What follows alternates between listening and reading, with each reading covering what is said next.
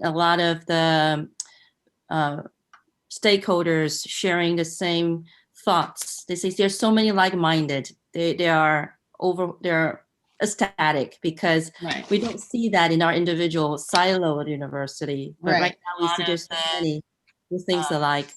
Right. And you know, the other thing is, one of the things yesterday there were like-minded. They're ecstatic because we don't see that in our individual siloed university. Is there a way we can stop the echoes? Sounds like maybe YouTube playing in the background. Someone is playing YouTube in the background. Maybe. Oh, like that never happens in my class.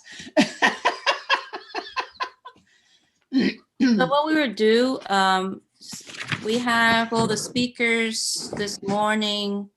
That's great. Let me see who we have. Jeff here. Hi, Jeff. Is Jeff here?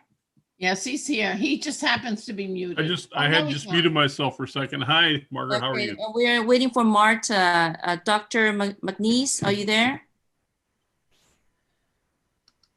Is Dr. Mentees there? I don't see her yet, but I'm sure she'll be here soon. Okay, so at least 4 speakers. We have 3 today.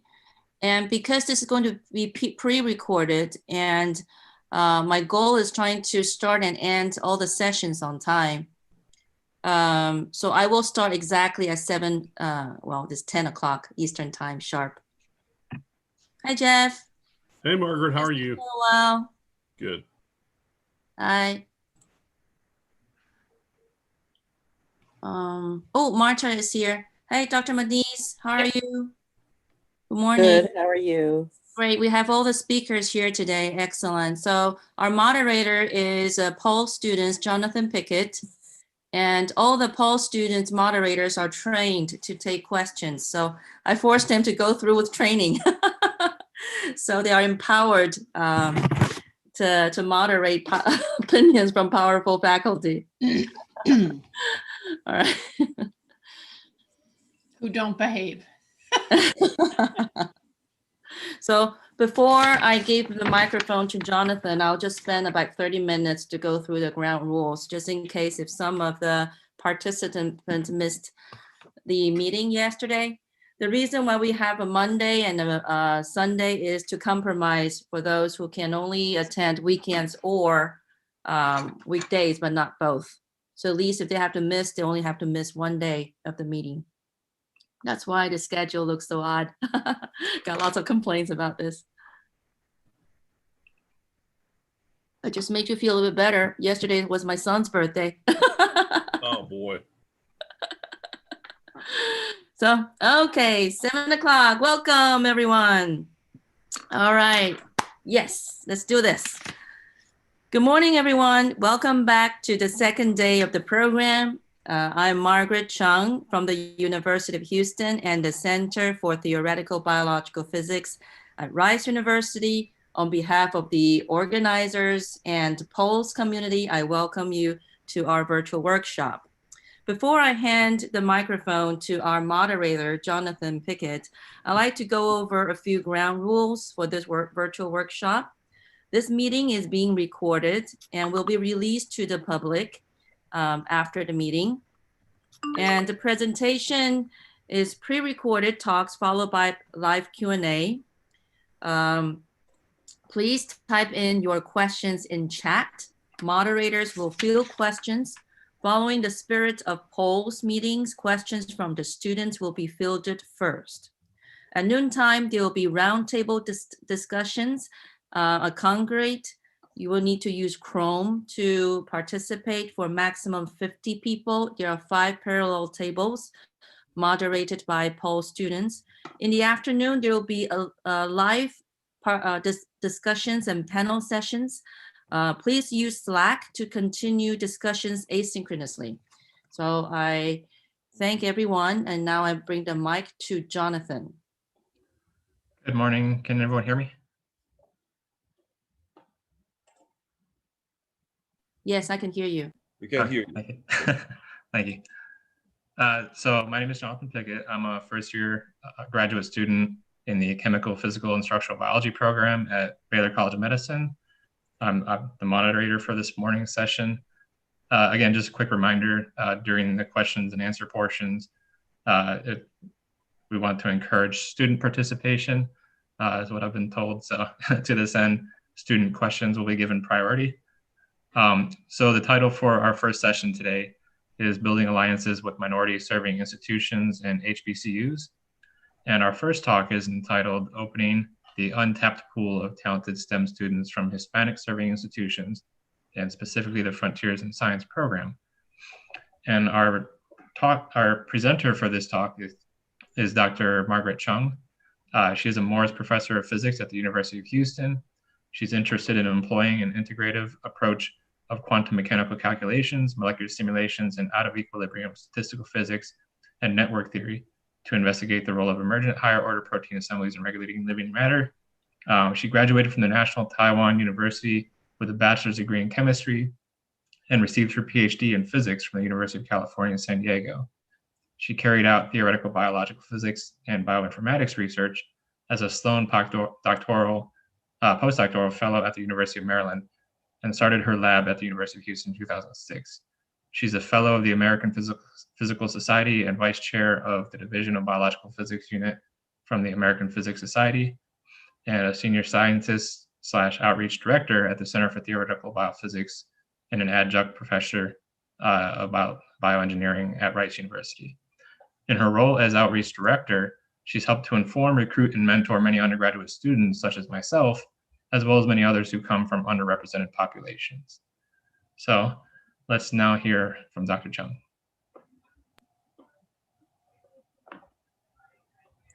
I'm Margaret Chung. I'm a physics faculty at the University of Houston. I call UH.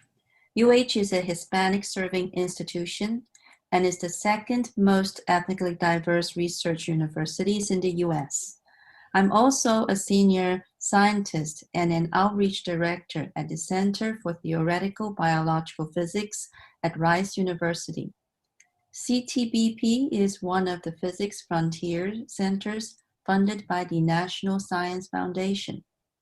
CTBP has a strong record in opening an untapped pool of talented science, technology, engineering, mathematics, called STEM students by being a partner with minority serving institutions. Today, I will share my experience with you about how we achieve this. First of all, I have to show you that where we are. We're in Houston, in Texas. Houston is a diverse city. However, it has a segregated neighborhood, which is a legacy from a couple decades ago. And if you take a look at the overall geography of Houston, here you can see that this is University of Houston on your right, and there's a Texas Southern University is also a minority serving institute. In fact, is a HBCU, historically Black college and university. And here in the shaded area is the Greater Third Ward. So this is the part where most Blacks lived during a century ago. And here is the park called Emanciation Park. Is the only park that the Blacks are able to visit during the segregated time. And the community is separated by highways. So here you see there's a highway 288. And on the west of 288, that will be where the Rice University will be, and also the world-renowned Texas Medical Center, and also the museums and all these very well maintained neighborhood. So with this segregated neighborhood, the students are usually in a very segregated school districts as well. So that impacted their education in public school, and that impacted their decision to go to college. And as a result, most of the people of color or Black students, they pursue higher educations where that will be in the east side of Houston. So my program I'm here, University of Houston, is to bring students from the east of the Highway 288 to the west of Highway 288, or Rice University, where CTPP is. So here I give you a summary about how we grow equity, inclusion, and diversity in physics. First of all, I will show you how we remove systematic biases in the application process. And we will actively reach out to students at UH, Community College, and Texas Southern University. And most importantly, that we provide a paid internship to these students. Most of them are first in their family to attend college. And we also provide individualized mentorship to these trainees. And after the summer, we realize that they will also need additional mentoring to continue during academic year. Therefore, we select a few highly motivated students to continue as research interns from our 39 weeks of retention programs that covers the fall and the spring semesters. That will help them to continue to finish the project. We also have formal evaluation procedures, and we integrate these students with other undergraduate students at CTPP. And here, during our new cycles of our funded centers, we now have a new emphasis on integrating or recruiting students from Texas Southern University. Here I show you the cohort from the last 2 years. We come from a very diverse pool of students. Since 2013, we have 53 fellows, 16 women, 22 Hispanics, and 5 African Americans. The students who retained them are co-authors in 10 publications, and 15 of them admitted to graduate schools in STEM. And we will have some data available if you are interested in knowing at the live Q&A session. So first, introduce what is a Frontiers in Science program. Mostly is the CTPP partner with 2 Hispanic serving institutions. One is University of Houston that have more than 45,000 students, and Houston Community College, more than 60,000 enrollment since 2013. And now we partner with TSU that has more than 10,000 students. We actively reach out to historically underrepresented students by giving in-person seminars at their universities and host live Q&A. And we collaborate with faculty at HCC or UH to organize FIS seminars. These seminars are like information sessions that allow students to ask questions, and some of them who are interested in a science career, they may want to know more about our research program. So we also invited students from HCC and UH year-round to come to CTPP and experience an inclusive and welcoming environment. Here you see, this is one of their visits. This is our co-director, Jose Onochik, and one of the visits that the students coming in and see what's inside of a research facility. And one of our most important assets are mentors. Mentors are CTPP trainees. They are postdocs and graduate students. So we empower them to be empathetic mentors who are willing to take a risk in choosing their mentees, meaning that they are going to take a risk to mentor somebody who doesn't look like them or who doesn't come from the same background. So how we do that? We remove systematic biases in the application process by relying on students' personal statements and reviewing the courses that they took. What are the math courses they took, the computer programming course they took, but we do not require recommendation letters or grades because these 2 measures sometimes will include implicit biases. We train these mentors, review applications, and we interview students on the shortlist and gave mentors an opportunities to engage with mentees and have them select their mentees. Therefore, mentors will start to build their own decisions in deciding who do they want to work with.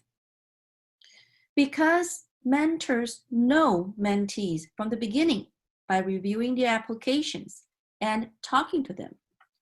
And once they selected their mentees, they know what mentees need to improve in order to build a very productive research experience in the summer. So before this summer program begins, the mentors will develop individualized mentoring plan for their mentees and prepare them for the summer research. For example, if some students are weak in thermal physics, then the mentors will want them to review a few chapters. If some students are a little bit rusty on the programming aspect, then the mentees can take a few online courses to prepare them, enhance their programming skills, and so on. Here I'm going to show you an example why this recruiting process works, why recommendation letters or grades does not necessarily reflect mentees' ability in research. For example, Rodney, he's a physics major. He wanted to become a physics professor, but he had to work 2 jobs. And in his statement, he said, "Physics does not come naturally to me, and having 2 jobs has not made it any easier." We recruited him, we worked with him, and Rodney has been showing now one of the most outstanding researchers from the cohort of the FIS. And here is how we decide how much we pay them. We pay them $5,000 for 10 weeks. That is about $15 per hour. We compare this hourly rate with the retail prices because most students, they have to take additional job outside of campus in order to make ends meet. $15 per hour is equivalent to a student who work as a Geek Squad at Best Buy. Most students with some programming skills can get a very good summer jobs or hourly wages. We have to provide some competitive wages for them to consider to work with us. After the summer, then, well, they still need these financial aids. We will help them apply resources at their schools, such as work studies. Most faculties can help post the positions, and students can apply for a grant as a work studies. Or they can get some tuition waivers by being a research assistant. We further help them to retain in science by integrating research activities at home institutions. For example, all of our research conducted at the CTBP in the summer, the poster will be used again at the UH Undergraduate Research Day. And this is one of our former mentees are having an interview and trying to advertise to students that how great the FIS program have helped them to engage with research and learn more skills outside of a classroom. The students, we leverage CTBP mentors and undergraduate advisors to track students' achievement for program assessment. So we form a network of FIS alumni so they can help one another. We also conduct evaluation assessment and then give it to a student's mentees before and after the program so we can improve our programs every year. Here I'm going to show you some of the activities that work for the FIS program. We provide training and we provide individualized mentoring. Here you see Heiko, one of the CTBP postdoc, gave a seminars at HCC.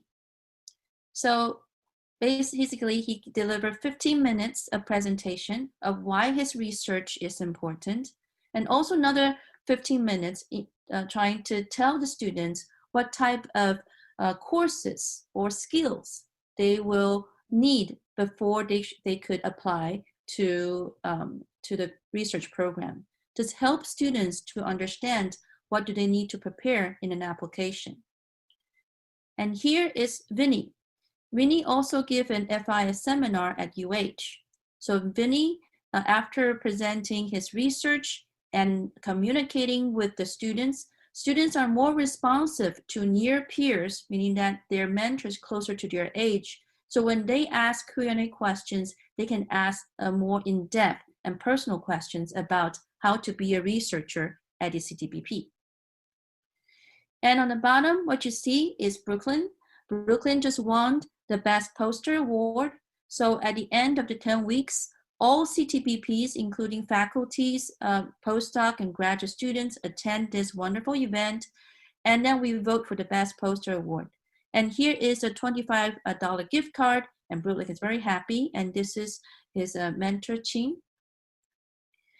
And during the summer research program, we also offer them professional development opportunities in terms of lunch meetings, 1 hour lunch meetings. In that hour, we give students some information, such as how to apply to a graduate school, how to look for a graduate school, and how to write a abstract, how to read papers, how to present a poster. Here's Dr. Bay from the Center of Communication at Rice Universities, and she's giving a 1 hour lecture showing students how to present a poster, prepare a poster. The FIS students is fully immersed with the Rice undergraduate researchers. They have a joint research seminars. They both have attended the undergraduate research day and compete for posters. What's different is that for Rice students, they are paid by Rice, and they paid by individual groups, or they sign up the course. These are the type of options that is available to Rice students, but for UH students, they usually don't have that. FIS offer this opportunity for them so they can receive a paid internship. And we also retain highly motivated students so they can complete their manuscript in the next 9 months. So here is an example about what type of project they will work on. Because each mentors know their mentees, so they tailored their project the students can achieve in 10 weeks. And after 10 weeks, then the students can extend their projects, also being paid about 10 hours per week to continue their projects. For example, Michaela's mentee, Ara, who is a student from computer science, and he set up a web-based machine learning tool to predict genome architecture. Michaela now is a faculty at Northeastern University.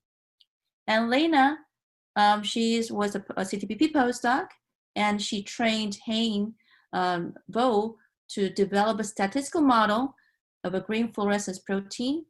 Hein is the double major in physics and chemistry from UH, and now she is a graduate school at the University of Chicago.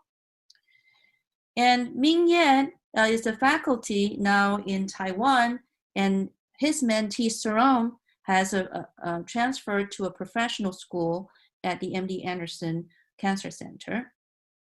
And there's many examples here that the mentor and mentees, they have built very strong work relationship and then help them achieve their goals. And for the students who retained for the 39 weeks, then they will have time to develop their projects into papers. So here I show a few mentees. That Anna Madik, she is a bioengineering student, and she stayed with CTBP for about 2 years, and she published a paper, 2 papers actually, with his mentor Ryan Haynes, and she's now a data scientist at the Houston area. So even though some students didn't go to graduate school, they secured a very rewarding career in Houston. And also Lucas is my graduate students, undergraduate students. He worked with Andre, my graduate students, and work on a project, and that delivered into a manuscript. And we collect feedback from the mentors as well, in addition to mentees. And here Vinny said, mentoring in the summer was a very good experience that will help me in my training to be a professor one day. And also a former mentor, Bing Zhang, he's now a faculty at MIT, and he said, I certainly benefited significantly from such a wonderful experience. First of all, we did learn something interesting scientifically. Second, this experience taught me how to communicate with someone who does not necessarily share the same scientific background, and how to convey and simplify complex concepts. Finally, I learned to be more patient through this collaboration with Saul. Saul, his mentee, is now a graduate student in bioinformatics at UH. This experience will definitely help me to become a better scientist. So why FIS works? We also conduct a survey, and we concluded that it is because this experience helps students improve their self-confidence. So we asked the students questions before they attended the summer program and after the summer program. And indeed, there's a significant strong evidence that this outreach effort has been successful in improving their intent to pursue graduate studies, which is our primary goal of the FIS outreach program. And we wanted to know why. It turns out that it related less about who they were with or what the project will be. It's the fact the entire immersed experience helped them improve their self-confidence. They can see themselves belong in the science community. So in the next cycle, we will apply rigorous assessment and evaluation and replicate this FIS experience at other institutions, such as Northeastern. Here is my summary. CTBP remains committed to growing the physics of living systems ecosystem with equity, inclusion, and diversity. Through the Frontiers in Science program, which is the program for undergraduate research during the summer, and for retention program as well. And CTBP and RISE is also the Node University for the Physics of Living System Student Research Network. And now we are also part of the Physics of Living System Physics Teacher Network that is hosted by Harvard University. I think by integrating these networks, by making them more inclusive, more equitable, we definitely can build a more diverse workforce in the future. Thank you very much. If you have questions, please don't hesitate to let me know. All right. Excellent talk, Dr. Chung. So while we wait for questions to roll in, and again, we want to emphasize questions from students. I had a question to kick things off, I guess. So I know that your outreach in particular, Dr. Chung, is very focused on UH and HCC, and that we've seen a lot of success in those schools in getting students involved. And we've also seen efforts to bring in schools like Lone Star and TSU. I'm curious if we've had any students from those schools and what kind of struggles it's kind of involved in getting into those schools. Yeah, I think that, of course, I say a lot of the success stories. There's also not very successful stories. And we conducted exit interviews of saying why some students drop off. I think that there's many reasons,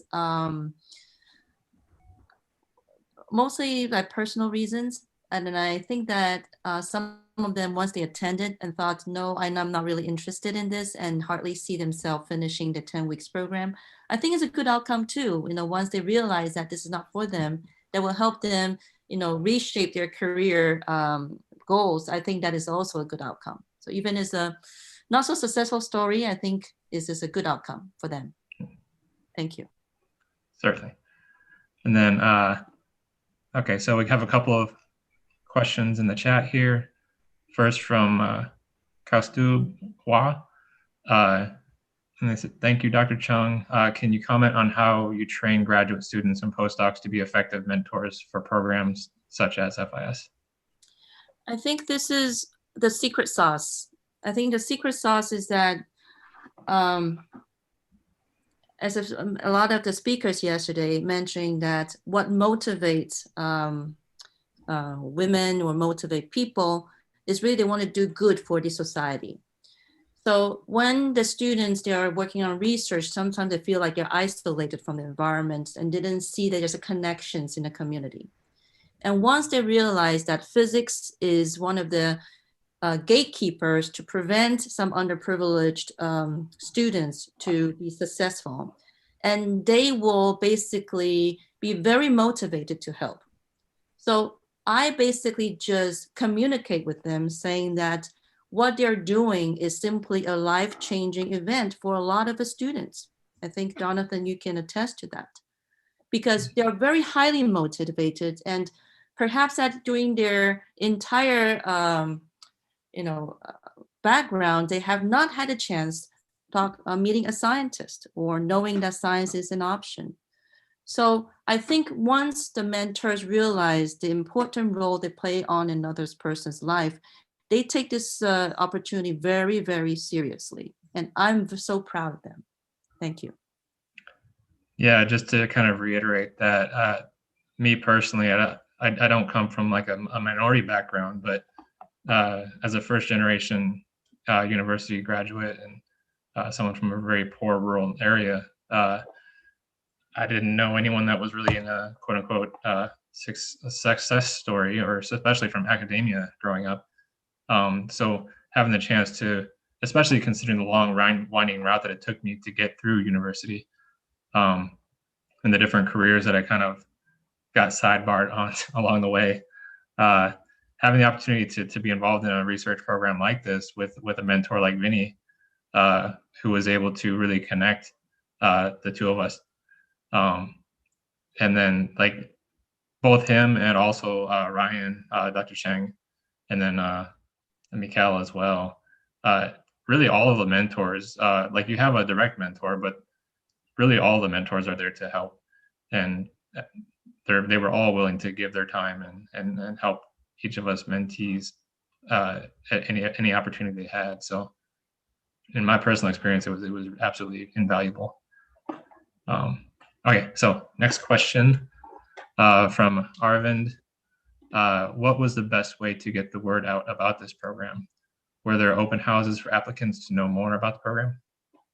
So the previous cycle, we are just focusing on HCC and UH, because we have to balance about how to use our time more effectively and save the time to really filter out the applications, because it takes a lot of time to review the application when you're not going to consider GPAs as a cutoff, because we do have to read every individual personalized statement, and that takes a lot of time. So one of the, I think the challenge for FIS is the challenge to scale it up, how to make it into, to get 10 or 50 students. But I think that with a discussion with the center director, Jose Unuchik, I think the best way to replicate is to replicate at institution level.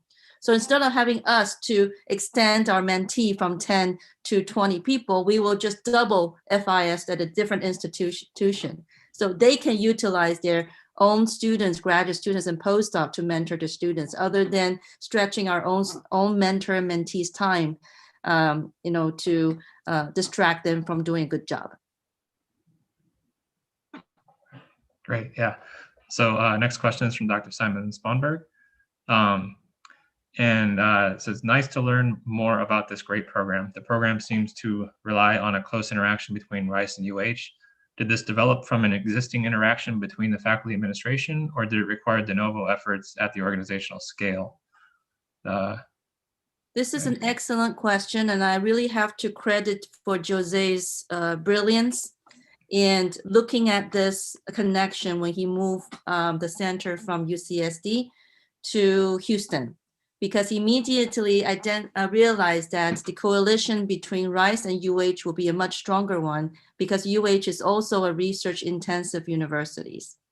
So I think that recruiting the PIs from the HSI, not just putting them as an outreach effort, but actively including the PIs from minority institutes as one of the major players in the center in science per se is very, very important.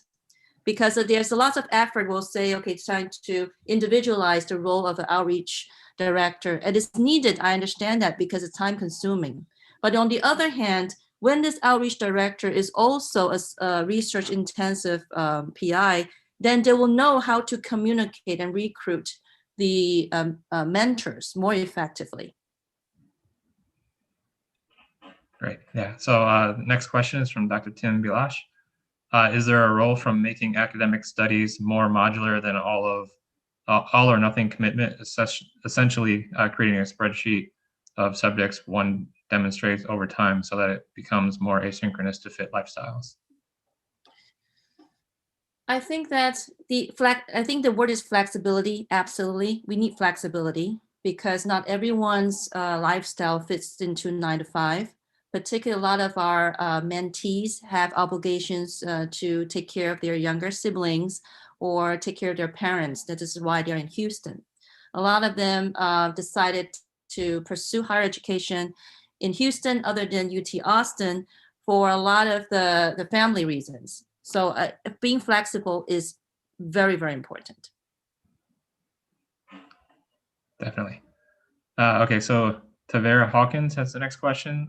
So this works well with R1 institutions, but how can teaching institutions support or mirror these efforts?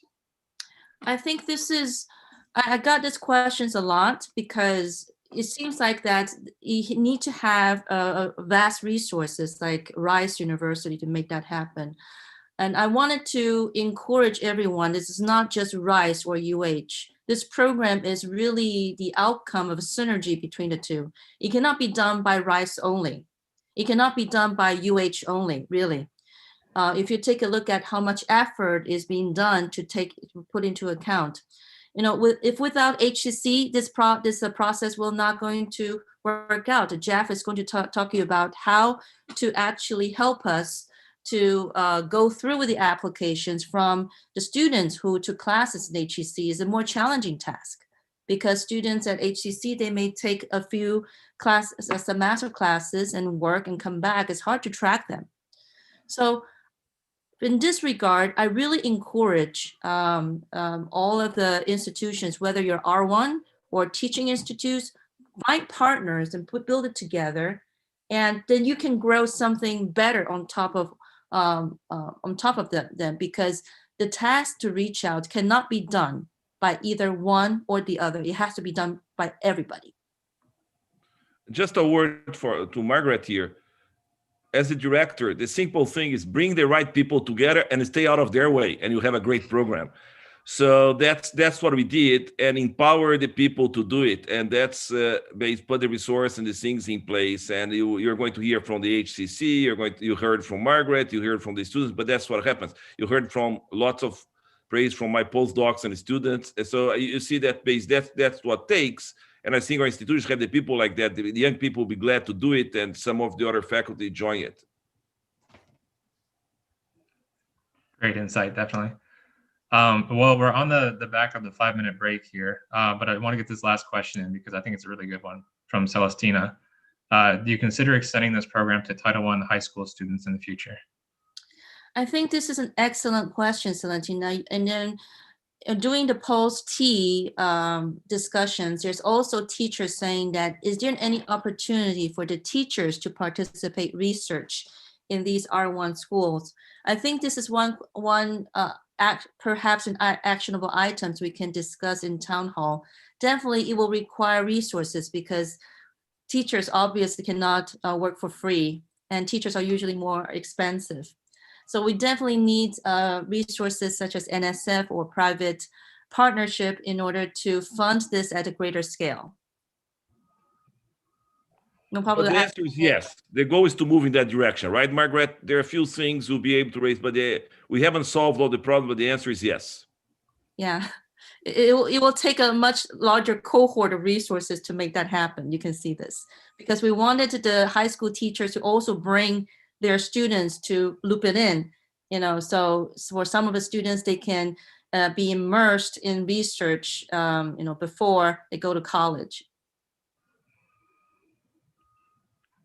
All right. Well, that wraps up this talk, and we have 3 minutes remaining before the next talk starts. So we will, I will get that announced at 9:40 my time Central. Thank you.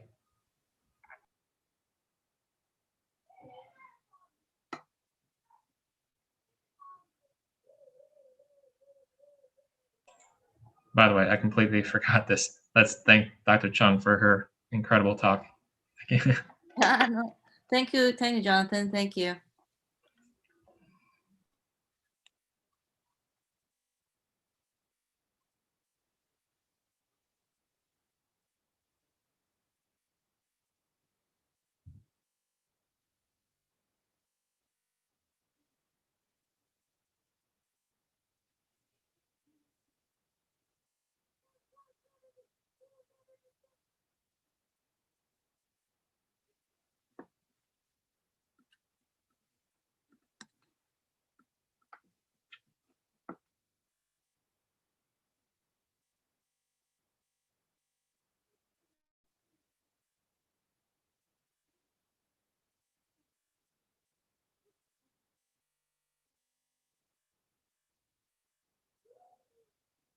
So I'm going to put the hat of the organizer back. Is if you have any more discussions, you go on Slack. And the link of a Slack is posted on the Google Sheet. So I think I just scroll through those topics, and I think there's lots of discussion going on, which is great.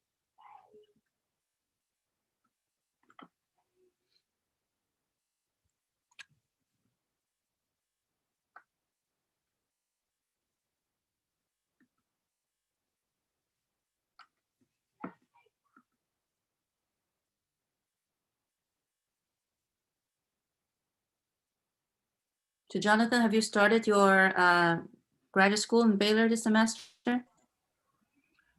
Yeah, Baylor's on a term system, and we're about halfway through the second term now. Cool. So it's moving along pretty quickly. They started right at the beginning of August. Nice. Everything's virtual, so well, the classes are virtual anyways. We've been able to get into the lab and get work done in the lab, so it's been pretty convenient. Cool. Okay, I think it's 7:40 now. Would you like to go ahead? Okay, certainly. So our next talk is entitled Small Steps Towards Diversity and Inclusion in Soft Matter Physics. And our speaker, Dr. Marta McNeese, is a professor at Spelman College in Atlanta, Georgia. Dr. McNeese enjoys teaching physics at all undergraduate levels and astronomy for non-science majors. She strives to make physics concepts accessible to non-majors and to develop the self-efficacy of physics majors. Her research background is in laser interactions with biomaterials. So let's now hear from Dr. McNeese. Good afternoon. I'm going to be talking to you today about small steps towards diversity and inclusion in soft matter physics. My name is Marta Dark McNeese, and I am from the Department of Physics at Spelman College. So recently, there was a White House executive order related to diversity and inclusion training, which did make me question, is this something we still want to do or are able to do? And I was happy to see that at least we are wanting to foster environments devoid of hostility, and training employees to create an inclusive workplace is still appropriate and beneficial. However, is a hostile, toxic workplace, is it enough to just make it devoid of hostile, toxic activity. And so I wanted to see what were some of the characteristics of such a place so that we could see what we needed to avoid in our departments and programs. So situations where colleagues are bullied or experiencing microaggressions, feeling devalued, these are things we want to erase from our departments and programs, but is that enough? In which case I went to the American Physical Society statement on promoting an inclusive workplace, and this is something that's been in effect since 1988 and revised in 2018. We call upon all of the members of the society to ensure persons of different races, genders, ethnic origins are feeling welcome in the physics community. So we want to go beyond making our community non-hostile, but moving to welcoming. And some characteristics of such a workplace would include one where colleagues feel understood, they feel embraced, there's sensitivity and communication, and people from different backgrounds, again, are valued. So that's really where we want to move this to. Now, does the physics community have diversity? Of course it does, but we certainly can do better. So I went to the American Institute of Physics and I looked at their team up report, which if you haven't had a chance to look at, I would strongly recommend that you do so. And two graphs on the webpage that they show are the one on the left, which looks at bachelor's degrees which are earned in physics since 1955. If we look at the most recent 20 years, we see a steady increase, which has done a bit beyond doubling of these degrees. But then on the right, when we look at the proportion going to African Americans and Hispanic Americans, we see that there's also been that same increase over that time period within the Hispanic American community, but it's not reaching the proportion within the population. If we look at bachelor's degrees in physics going to African Americans, we see a bleaker picture where there is no increase, and almost could say that there has been a slight decrease for that same time period. And we are certainly not approaching the proportion of African Americans within the population. So we are missing out on young people in our communities, involving them within physics. So how can we improve this? Again, if you look at the team up report, and I am not at all affiliated with that team, but it is a team of physicists, astronomers, and social scientists.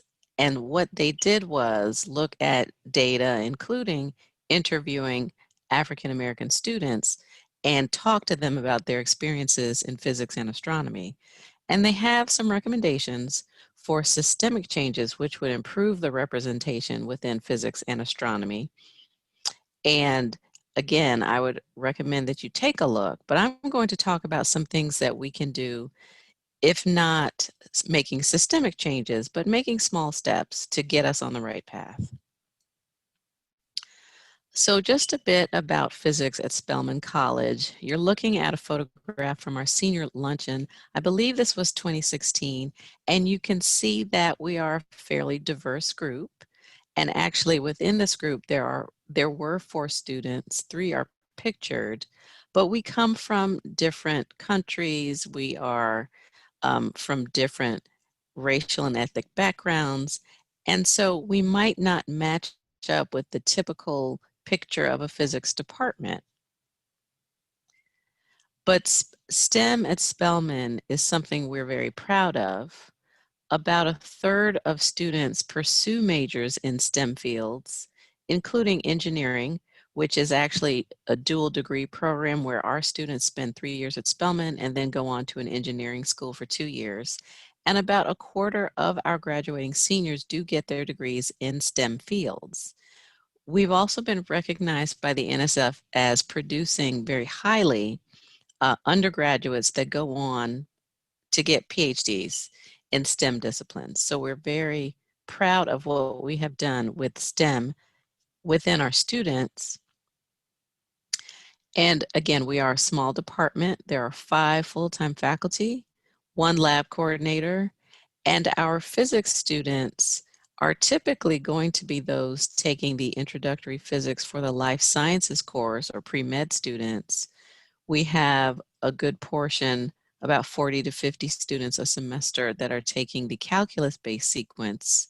So these would be our physics, chemistry, dual degree, and math majors. But then when you look at our upper level physics courses, we typically only have 2 to 6 students in those courses.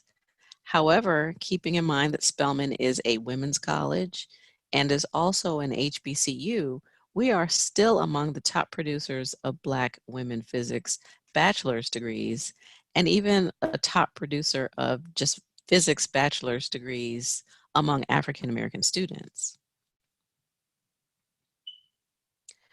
So if you are wanting to make your programs more diverse and find students of diverse backgrounds, I would urge you to take a look at some of the physics degree granting HBCUs and see if you can build collaborations there.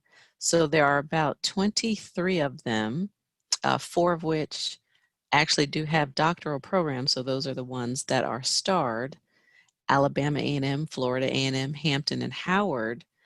But again, reaching out to these colleges and universities would be a good place to start for diversifying the field of physics in living systems. And I would suggest that, again, reaching out to HBCUs, establishing collaborations with faculty and students is the way to begin. Also, getting students into your summer research programs, and perhaps when they return to their university during the academic year, if there are collaborations established with faculty there, they can continue their research at their home institution where there may be some coordination in terms of research topics between the 2 institutions.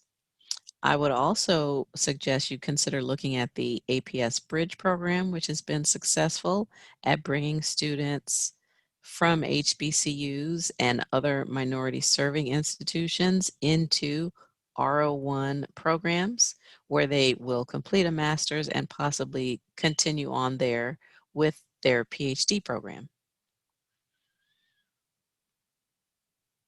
So what are some ways that we can build these collaborations and make them fruitful ones that can persist over time? And again, keeping this idea that we want to move from non-hostile programs and collaborations to ones that are welcoming. So one thing I would like to say is that it can't just be on the HBCU faculty. And I'm sure that you would agree with me when I say relationships are going to be crucial for collaborations, but these need to be relationships where there is give and take from both directions. So for example, I will on occasion get an email. We have a program, whether it's a summer program or a graduate program, and we would like some of your students to come and join us. And that's perfectly fine. I'm happy to pass that email along, but I don't know if that's the most fruitful way to have these relationships. I think that if you can reach out and establish things together at the beginning, they're going to be better than getting emails where people are putting in for a proposal and they want someone from Spelman to sign a letter of support, which they've already pre-written, and then they just want you to recruit students. That may not be the best approach.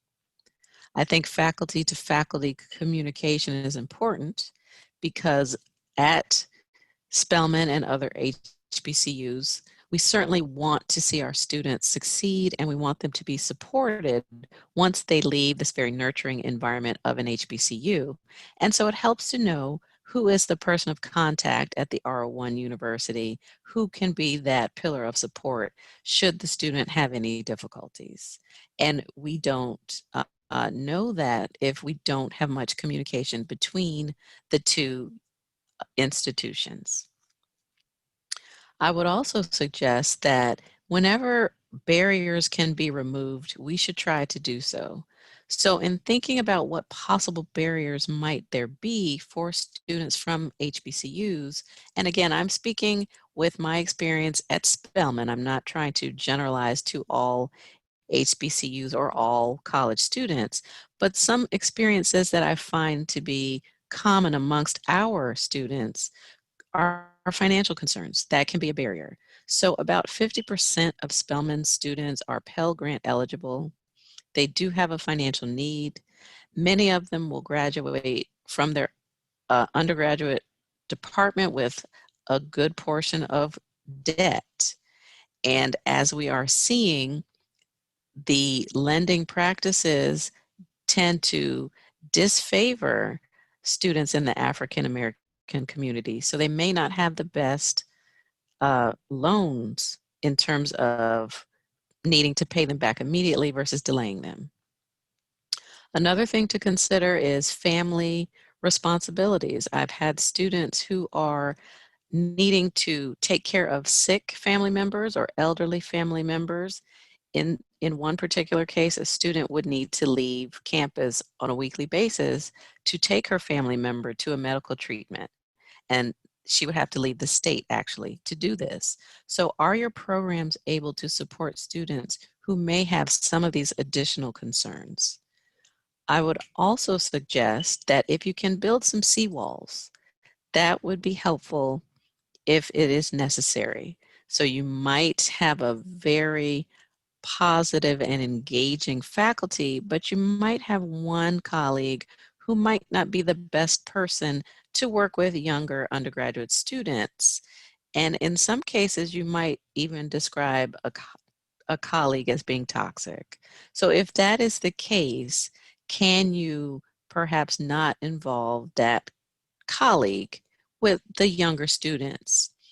I have experienced students who have really had difficulties in transitioning to a different institution. And in one case, a student left science altogether after she received her master's degree. And she's doing fine. She's very successful in law. But at the same time, I wonder if she had been in a more supportive environment, where would she be? Would she still be directly involved in STEM? I should also mention that some of these ideas of personal support, that is factor 4 in the Team Up report. Students will be able to persist and succeed when those personal supports are in place. So even though we may not be able to make structural changes, one person can still make a difference and make a program more welcoming. And so some very simple things that I would suggest are listening. Clearly, where we are right now, people don't necessarily want to listen to each other, especially when they disagree. And if there are challenges, if there are disagreements, we can't solve the problem until we can identify the problem, and we need to listen to each other in order to identify it. I would also say, get comfortable with your discomfort. We've seen a lot of things going on in our country in the past few months, and it can be uncomfortable for some. We've needed to have some discussions around race and diversity, and for some that might be uncomfortable. But at the same time, if we are to make progress, if we are to solve problems, we might need to just sit in that discomfort, hear what's going on, and be able to solve some of these problems together. I would also like to say one person can always speak out. If there are some of these toxic things going on in your departments or programs, if there's some bullying, if there's some devaluing, if there are things that might chip away at people's confidence or ability to persist, then we might need to speak out in these situations. Another thing that is useful is to foster cohorts whenever possible.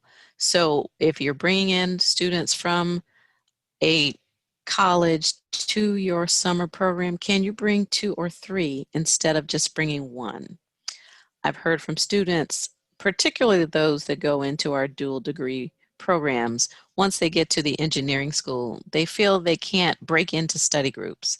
They have to really prove themselves first before they're accepted by other students.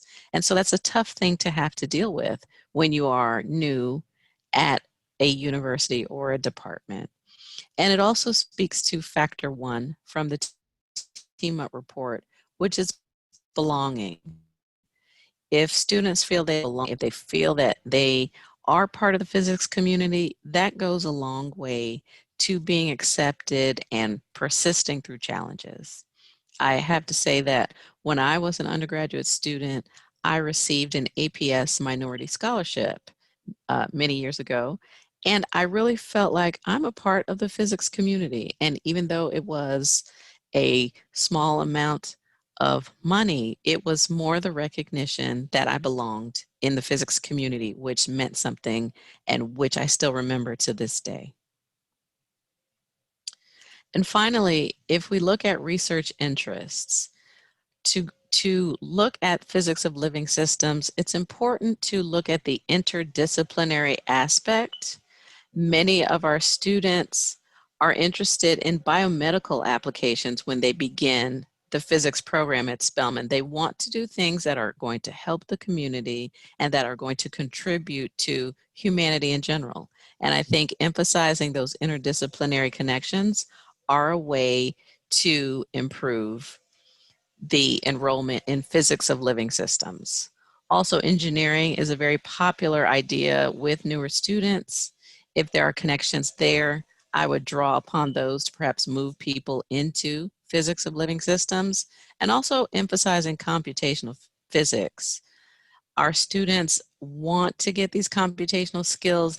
They see that they're important in a 21st century job environment.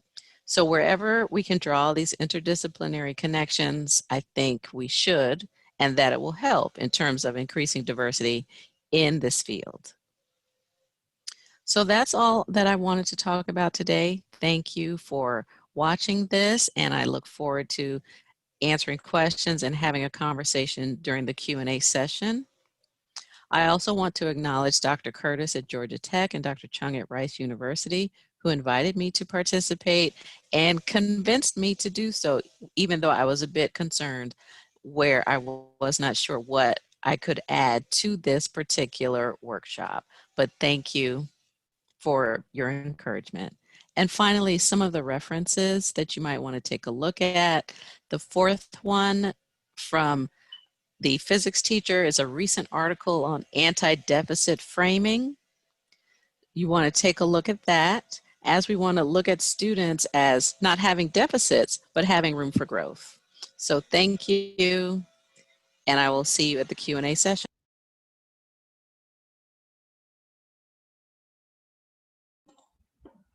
All right, great talk. Let's thank Dr. McNeese.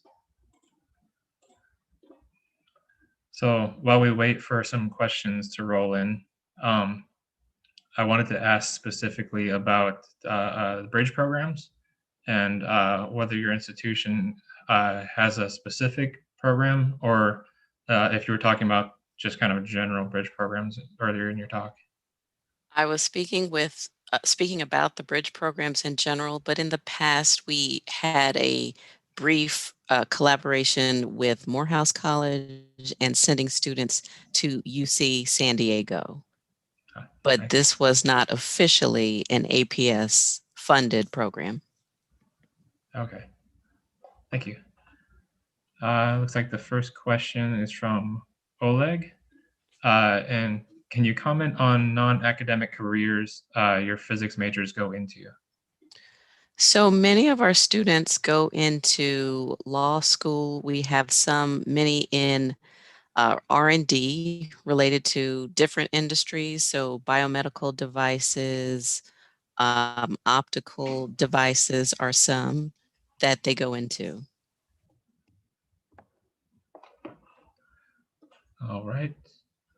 Looks like, okay. So Sandra McGuire has the next question. And do you talk with these Spelman students about stereotype threats, microaggressions, imposter syndrome, etc.? These are things they may experience when they go to the PWIs. So we do talk about those things informally, in terms of what they might expect when they're going to a PWI, but I would say formally the physics department does not do this, but there are some other funded programs. We have a RISE program and some additional programs which will do this in general with our STEM students. All right. And just to clarify, PWIs is primarily white institutions, right? Yes. Okay. So the next question from student Caitlin Knapp. She asks, I think that particularly this year, because of COVID, graduate students across the country have been more vocal about needing that sense of recognition, community, and belonging. What steps do you think could be taken at the institutional level to address these needs? So I think it's important that departments reach out to their students and try to see what the needs are and to build whatever kind of virtual community that they can build. I know, again, we're an undergraduate institution, but our students are really feeling that lack of community.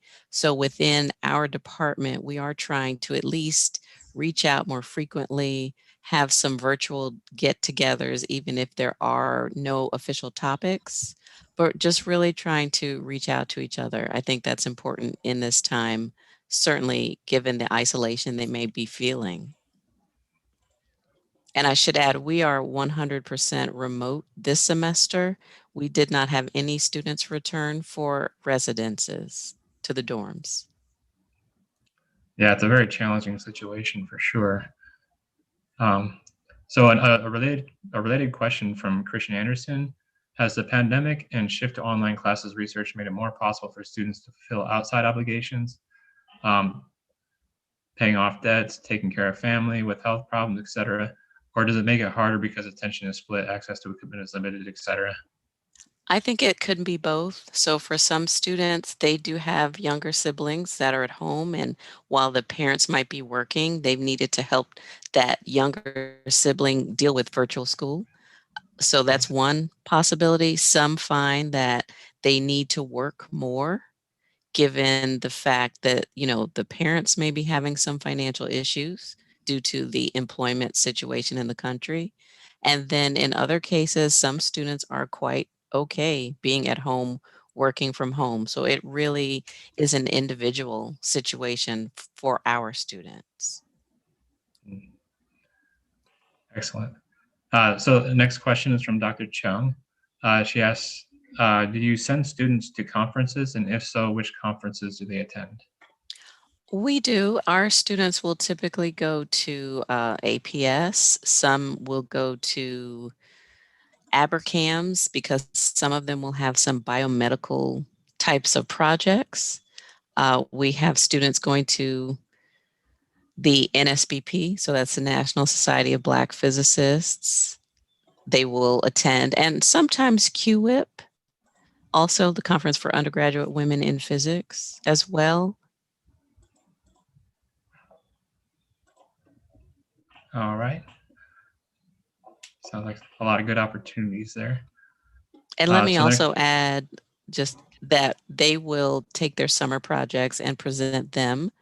So external universities, they're there for the summer, and they will present those at the appropriate conferences. So possibly material science or astrophysics.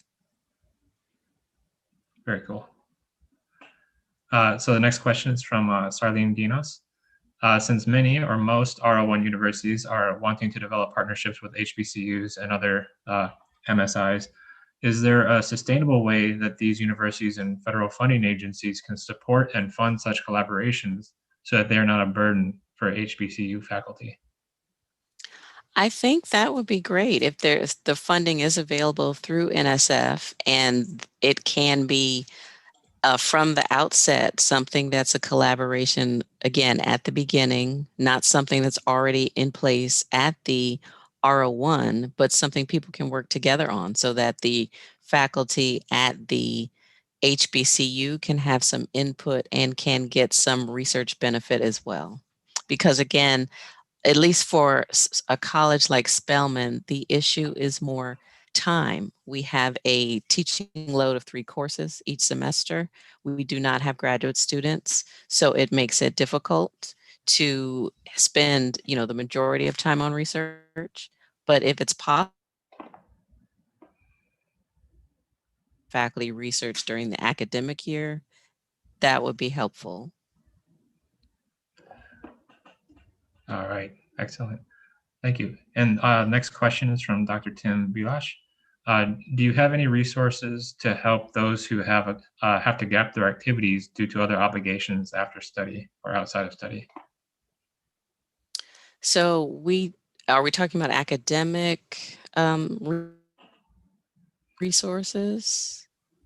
In that case, we do have students that are serving as tutors virtually. So someone similar to a learning assistant, I would guess, where they've already gone through the course and they're available to other students who are currently taking the course.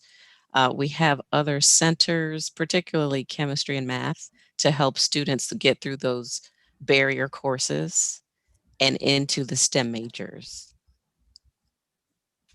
All right, that sounds like some excellent resources. I don't see any more questions in the chat right now, but we can definitely continue the conversation on the Slack feed. And then we're scheduled for a 15-minute break up to 10:25 my time, 11:25 Eastern time. I have kind of add just one more question here.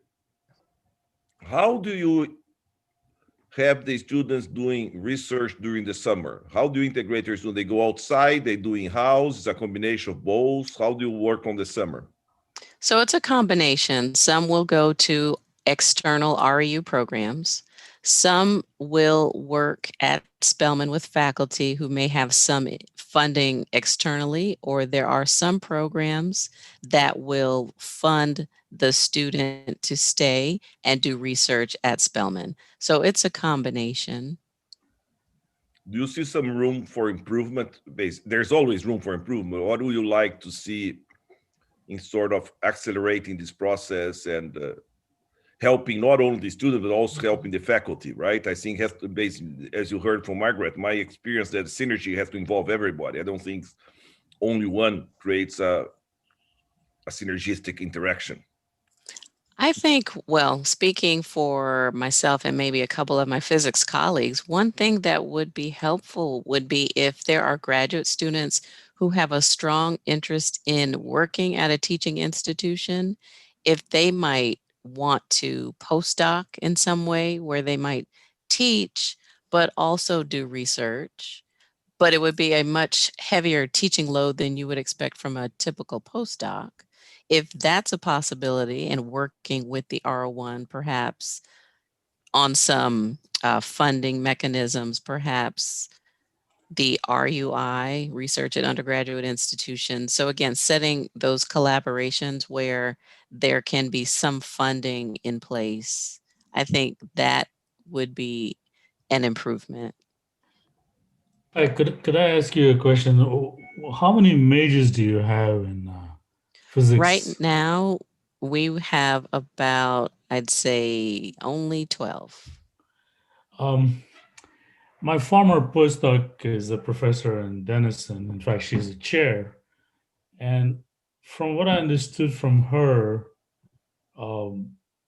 they, in fact, provide summer scholarships. It's compulsory for all of them. It's a small physics major class each year. It's compulsory for them to do some research, but Denison provides funding for that. So they don't have to go seek something outside. What fraction of your students in your physics major want to do this research, and how many could be funded directly by Spelman? Or do you always need to seek outside funding? The physics department, we are always seeking external funding. So again, there isn't the funding coming from the college. It's coming from grants programmatic grants that Spelman has gotten. So that would be the source of internal funding. It's not just some funds that Spelman has. It's always grant-based. Individually, faculty are also seeking these funds. So right now, we do not have those internally available funds just, at our discretion. But is it compulsory for them that they have to do some kind of research, the graduating majors? It is In not physics? compulsory in physics, no. I would say that most of them do. Probably 80 or 90% will have gone to an REU or done research with one of the faculty in their 4 years. But it is not actually a requirement. Thanks. Okay, thank you very much. I'm going to put the hat of an organizer up. Right now we have a long break. Margie, are you there? We can do one of those art breaks while some others can check emails or have a break. Sure Margie? thing. Yep. All right. All right. Well, one last time though, let's thank Dr. McNeese for her talk. Thank you, everybody. And it's a Zoom breakout All right, time. breakout rooms are coming.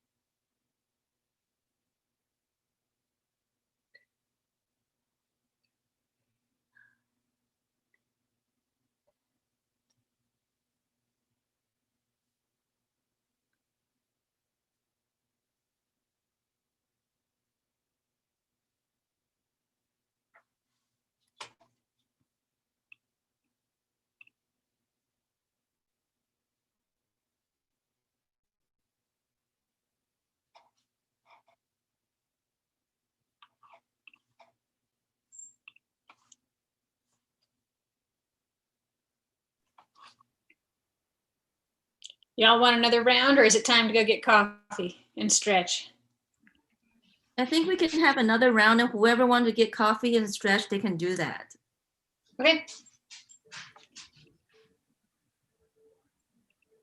I'm gonna make the rooms a little bigger so that Yeah, there's make it a more little people. bigger, Okay. so whoever just walk out can be Yeah. okay. All right, here you go.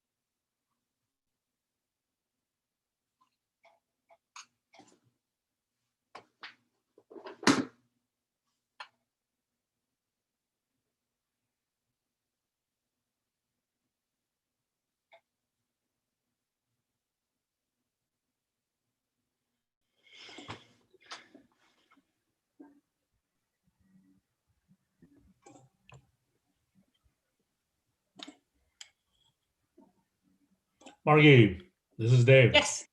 Hi. How many oh no, let me talk to you. This UT Austin the RICE meeting. You know, Yeah. you sent one email. Do you have any more thoughts on that or what? Yeah, I got kind of busy. I haven't followed up. When we did Can we last do meeting, last meeting was when? Sometime in December, early December, I think. for the Rice UT retreat thing? When your classes finish? Were you asking me? Yes. Yeah. I think sometime in the 10th of December or something thereabouts. You want to do before or after? Right after the finishes. I doesn't We're going to matter. do online anyway, right? So you have some flexibility, right? You know what I mean? Yeah. It's not like people will be traveling home, and so maybe less overwhelming for the people if we do like the weekend after classes are over. I think ours finished before that, right, Margie? But Yes. I don't know what Ours the new actually schedule. finish. The students go on break right before Thanksgiving, and then it's dead week for that, so we actually don't come back after Thanksgiving.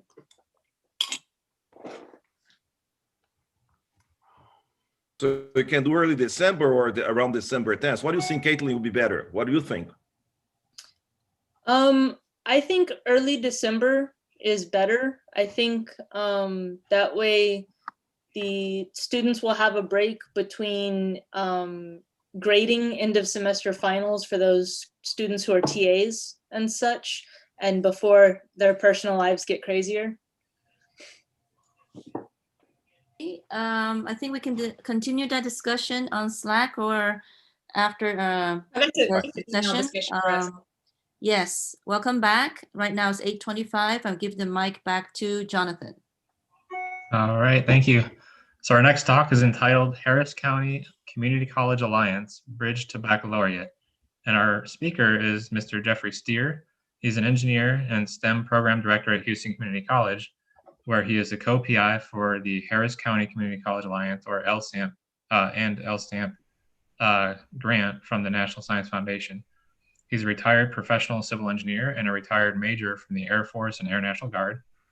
And he has been a secondary and post-secondary STEM educator for 8 years. Jeffrey is currently pursuing a doctorate in education at Abilene Christian University. So let's now hear from Mr. Steer. My name is Jeff Steer. I'm the co-PI for the LSAMP grant at Houston Community College, and I'm here today with my colleague, Robin Nagy. Hello, Robin. So we want to just start by saying thank you to Dr. Margaret Chung, who is actually part of the alliance that we're going to be talking to you about here for a few minutes. We were invited to this presentation, this conference by Dr. Chung to talk about our experiences with building an alliance to promote STEM education for historically underrepresented minorities in Harris County, Texas. The Alliance is part of the LSAMP program from the National Science Foundation, which, for those of you who may not be aware of it, LSAMP stands for the Lewis Stokes Alliance for Minority Participation. At the NSF level, our alliance is really about the connection between Houston Community College and San Jacinto College. What we're going to be talking about today is principally what we did within HCC, but we'll also be talking about how that started and got its start through San Jacinto, and then kind of how we've shared some of that and it's grown with San Jacinto. The message that this is about on my side, and Robin will talk when I'm done, is about how building an alliance around shared values and vision with a dynamic team powered by consensus building leads to program success. So just a little bit more about LSAMP. LSAMP is about diversifying the nation's STEM workforce. The specific intent is to increase STEM degrees for historically underrepresented minorities. It relies heavily on the Tinto method, which even back in the 70s, they knew that there was a benefit to providing some social supports to academics.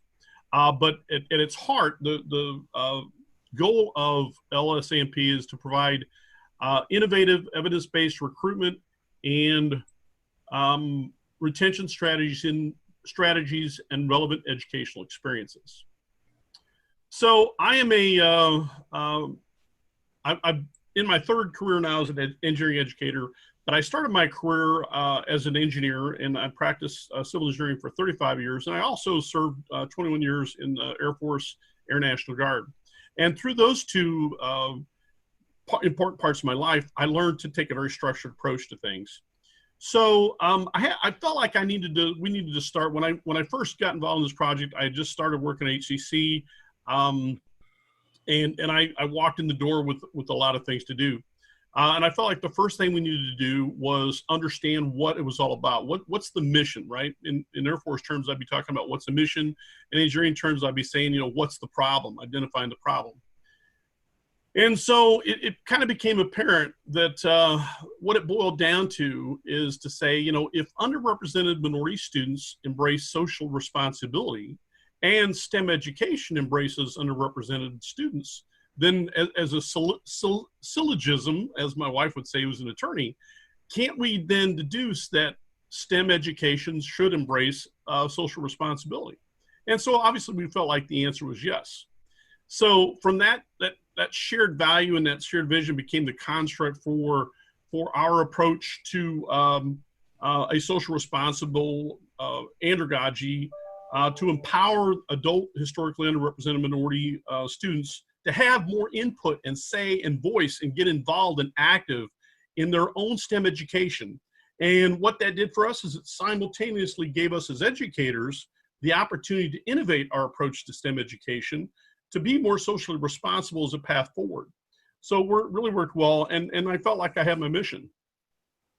So the next thing, going into a project like this is, at least I figured out from as along the way, was I needed more and bigger brains, right? So I knew I was going to need to put together a dynamic team. And the question that drove me was, how can we develop a new National Science Foundation college level grant program from scratch? We had to spend over $200,000 a year for 3 years. We had to recruit and keep at least 50 L1 STEM students, which are the students that are actually getting paid. And we wanted to be able to serve even more L2 students, which means students that may not qualify for the stipend, or that may not have time to commit to a whole stipend number of hours, and just other students that needed help, right? And we had to do all that. We had to meet our NSF grant requirements. Oh, and as I mentioned, we started 3 months behind, right? So the answer, of course, is go get some help. So, of course, I started with my boss. My boss is Dean John Vaselli of the Engineering Center of Excellence. Of course, he got me into the mess to begin with, right? But to his credit, he's an incredibly amazing guy. He's very resourceful, good to his word. And he's just an incredible pleasure to work with. But he connected me with the right resources with the HCC to start building the team that we needed. The first and most important person that he connected me to was, at the time, was Jordan Carswell, who was the program director for, at Houston Community College. We have the West Houston Institute, which is a program in actually a building and put together with the HCC Foundation. And their job is basically to do these kinds of innovations and to look for paths forward in secondary education, post-secondary education that hadn't necessarily been thought of yet. So this really actually felt right into their laps and worked out very well. Jordan and I talked. The first idea we came up with was a community of experience. And Robin's going to tell you guys all about the community of experience here in a few minutes when she shares her part. But the cool thing about that community of experience was we knew that we were going to need faculty. So we went out and we got together 4 faculty mentors, and Robin was one of those, to lead the teams of students that would be doing this community of experience. So that became, and the whole thing, and the whole idea of community came out of that too, right? Because in terms of being able to be socially responsible, in order to reach out to a community of students, historically underrepresented minorities, we felt like a community approach was very important. And we also had a lot of help from, again, San Jacinto College to inform us and say, hey, our focus is on communities, and we need yours to be too. So all those things really work together well. So as we sat down and started brainstorming, and which is the next step of engineering, right? And the creative and the critical process and thinking, we came up with the idea for 2 more communities. We established a community of scholars, which was very similar to what Sanjak did. And our community of scholars was dedicated to advising, connecting students with institutional supports, because we found that and it was surprising to see how little they knew about it and how much they benefited from it. We also did a lot of STEM outreach projects, and I could talk for hours just about the STEM outreach. It was a lot of fun. We promoted student interactions. Of course, LSAMP is designed to address, to work with historically underrepresented minorities. And I just want to point out that 32% of the students that participated in our LSAMP program were Black or African American, 28% Hispanic and Latino. And then the male-female ratio, I think, is fantastic too. This is just really reassuring that almost, I mean, I wish it was exactly 50-50, or if not a little higher on the female side. But it is good to see that kind of balance. And I also just want to mention that as another success, the growth that we've had with our college partners that are the other LSAMP institutions around Houston, and the benefit of those connections for students to ultimately do what we're trying to do is get them into those 4-year programs. And that's been incredibly helpful too. And I like to just, the last thing, Rob and I talked about, and you can edit this out, Rob and I talked about just how cool it was to see even the difference between our presentation styles, right? And how we've managed to leverage and make the most through the collaborative effort, through the problem solving, to leverage that strength. So the next piece, I guess, as we pulled together the program and we put together our communities, I mentioned community of experience, community of scholars. The third community I hadn't mentioned was community of research. The community of research, the purpose of that was to kind of maintain the connection that we had started at ACC with LSAMP and with some other grants. We had a lot of partnerships with University of Houston, Rice University, UTMB, and University of Houston downtown. And so we wanted to continue to have, that was part of our strategy and our stipends, was to get our students involved in summer internships and to get our partners in to do research seminars so that they could help recruit and inform students about what those internships would involve. So anyways, we moved along, we got everything going. We started in the spring of last year of 2019, and you all know what's getting ready to come up, right? I think as soon as I say spring of 2019, everybody knows where it's going to. And I guess I call this piece that I'm getting ready to talk about the consensus building, right? Because consensus building, as we all know, is the best way to solve problems quickly that involve a lot of different parties. And boy, did we get a lot of that from COVID-19, right? That's the big story from the spring. So yeah, we had just started our community experience. We had 40 students that were involved in these face-to-face meetings every week. We had talked to them about all these wonderful experiences that we're going to have at the West Houston Institute with all this makerspace stuff that we had for them. And about as quick as we got started is about March 11th when the Houston rodeo came along and they shut the city of Houston down. So, you know, but the interesting part about this phase of the program in terms of consensus building is as we started to really understand what the students were facing in terms of unemployment and the resulting economic instability, the fact that they had to spend so much more of their time and get used to online learning, the unmet expectations and frustrations and fear of it all those things, really, from the lens of LSAMP, we started to say, you know, what can we do to help? Where can we fit in here from the socially responsible and combining those things and learning about how to teach STEM better? What can we do? What we actually did in the middle of March, after about halfway into the semester, we had only had 35 students that had signed up for the program. So we decided, and we knew from feedback from our students that there were a lot of students that were out of work. Students honestly had a little bit more time on their hands because a lot of them weren't working. So, and we also had a better opportunity to recruit because nobody had heard of what the heck we were talking about when we first recruited at the beginning of the semester. Now we had a group of students who could spread the word by mouth and go out and talk to their friends, and it turned out to be very successful. We actually got another almost 40 students, more students the second go round than we did the first go round. And so it was worked very well with what the NSF was about and trying to do too. So the consensus building really helped us do a lot of things better. I could talk for hours and hours about that too, but I'm just going to stop here and ask how we're doing on time. Robin, have you been keeping an eye on me? How am I doing? 10 minutes? Really? Not bad. All right, well, you can probably skim that down a little bit. Okay, so I'm going to go back in and I'm just going to say, so that's really kind of from my perspective, how this thing went for us up this first year. And what we're going to do here is I'm going to ask Robin to jump in now. She's going to kind of tell you all about where we went from here.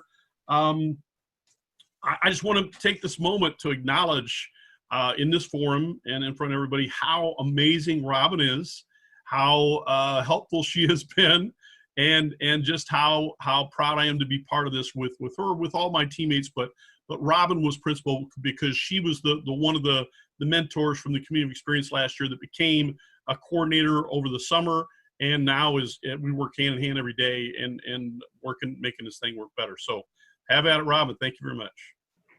Thank you, Jeff. It has been my pleasure to become involved in this LSAMP program. I want to talk a little bit more specifically about our curriculum, and I'm going to give you some examples of curriculum elements that we've incorporated. But before I do that, I want to talk about the lens that we viewed through when we made decisions about what curriculum to offer, what opportunities and resources to offer for our students. And so, of course, as Jeff has already mentioned, we are always keeping in mind innovative, evidence-based best practices to increase the retention of these students. But that's kind of a general phrase. It's something that we hear a lot. And so it's important to dive into really what is our perspective on that. There are a whole heap of options for things that you can do for your students that fall under this umbrella of innovative evidence-based best practices. So what specifically did we look at? We spent a lot of time thinking about our students, the demographics of our students at HCC, drawing on our own collective experiences with them in our own classes. And we also spent a lot of time over the summer talking directly with some of the all-star students from the spring. So we assembled an advisory board over the summer of students. We met with them every week for an hour, sometimes two, and just really dove into what they needed from their perspective, what worked and what didn't. And so coming into the fall, we really knew we wanted to focus on increasing students' sense of belonging, their self-efficacy and their confidence, providing them opportunities for really authentic engagement, establishing and strengthening these already established communities for these students, and also giving them some opportunities to build a growth mindset and resiliency. And we know that all of those things ultimately will have good returns for them in terms of retention and success in STEM fields. And so that was sort of the overarching theme that we looked at, and then we kind of dove into what specifically are we going to offer them to accomplish these goals.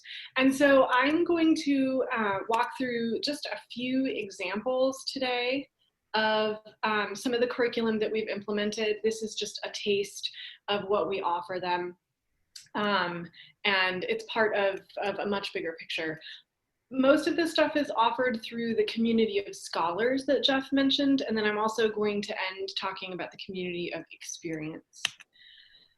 So one thing that we really grew a lot in terms of offerings in the fall are these opportunities for social connections between the students. So we haven't started it yet, but we're offering a book club, and I'm really excited to see which books the students pick and what they want to read. We are having some informal coffee chats just as sort of a counterpoint to the more formal research talks. Give them an opportunity to connect with each other and also connect with guest speakers. We've got a PhD student who's an LSAMP alum, some student leaders from STEM student organizations within HCC, and just kind of show them another level, another style of communicating more informally with people. We have established some discussion boards. These were the all-stars following COVID in the spring. The engagement in these discussion boards was just nuts in the spring. You can see they're talking about everything from NASA to how to do your taxes on here. And so we have a student who acts as a discussion board moderator, and these are all student-driven ideas. So they propose a discussion board, they put together the content for it, and then they manage all of the comments and the interactions that are coming in following their initial post. We are also offering them, some opportunities for metacognitive exercises. They don't know what metacognition means, and so we call them self-reflective assignments. Jeff likes to call it my hippie stuff. And so this is just one example. These are some questions we are going to ask them to reflect on at the end of the semester, ask them to maybe write an essay, record a video, build a website, somehow sort of reflect on their experience and put that out into the world. And to me, this is really important because all of our students are in intense programs of study. And I don't think many of them take the time to reflect in this way unless we really kind of give them the opportunity to do so. And we know that this metacognition can be really, really powerful for them. So it's important to me to provide that opportunity and get them thinking about that. The other thing that we're building a lot this semester is our collaborative learning groups. And this is kind of the evolution of just some peer tutoring that we started initiating in the spring. We just kind of connected them together. You guys are all in the same class. Here's some people who've already taken it and help each other out. We are formalizing that, taking it to the next level this semester. And so we surveyed the students and asked them, what classes are you in that you need help with? What classes have you completed successfully? And that allowed us to identify a handful so far of courses, and then individual students that could act as learning leaders in these collaborative learning groups. So the next step is to provide some support for those learning leaders that we've identified and give them some materials to help them build skills to actually be able to facilitate learning with these other students. And then we're just gonna put them all together and see what happens. We're gonna group them in Canvas. That's the learning management system that we use. So they'll be in a group there and they'll have tools like file sharing, live virtual meetings, discussion boards that they can utilize to connect and work together. And then the other really important element is that we're just gonna kind of let it rip and see what happens. Obviously, we're gonna monitor to make sure things are going successfully, but we really want it to be student-driven.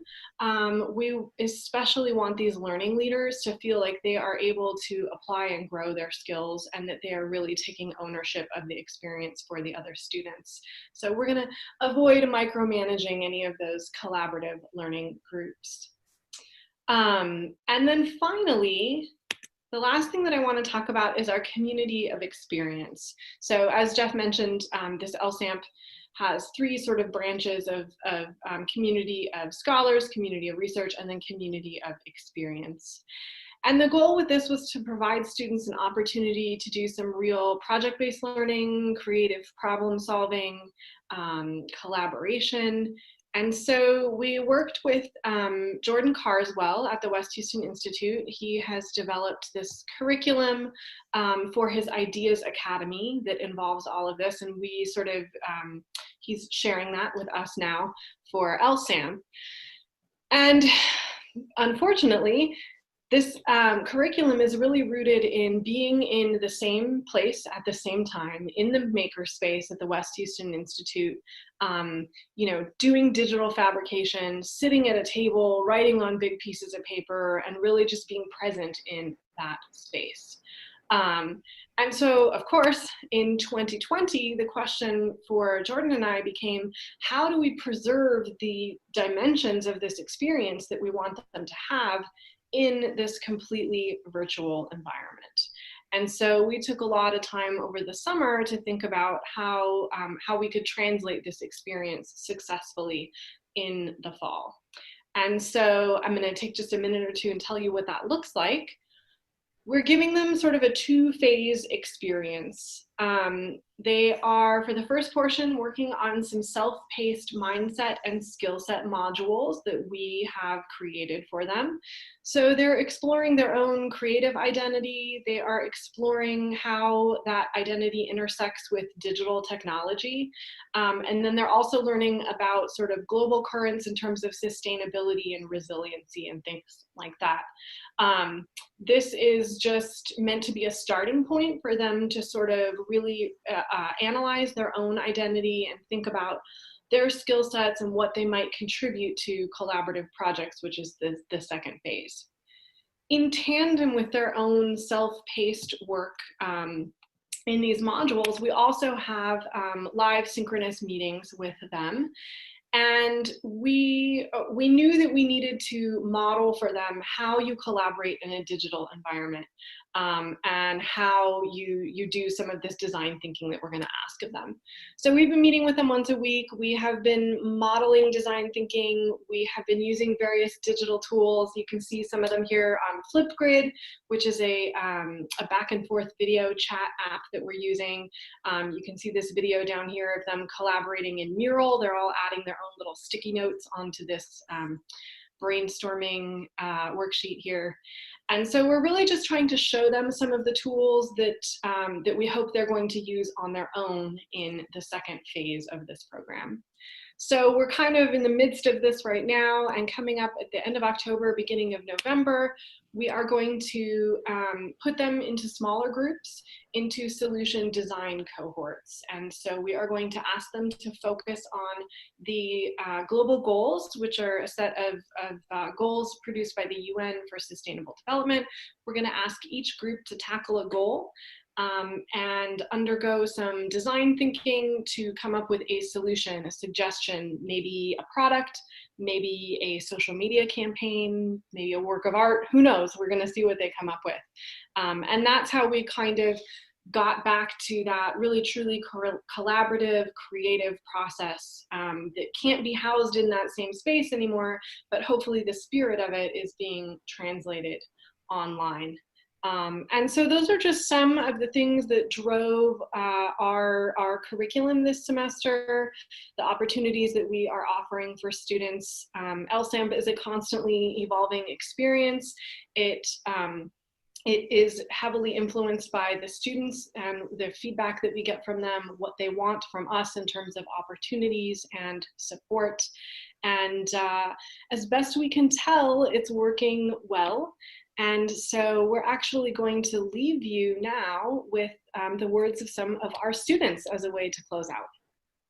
At the end of this experience, when I saw my project, I was like, did I really do that? And I'm just a community college student, but that was even impressive for myself. LSAMP has made a tremendous difference in my educational experience. Everything from introducing me to people I never thought I'd be in a room with, to things that I never thought I'd get a chance to know about. It even helped usher me into getting into university and transferring to Texas Southern University's LSAMP program.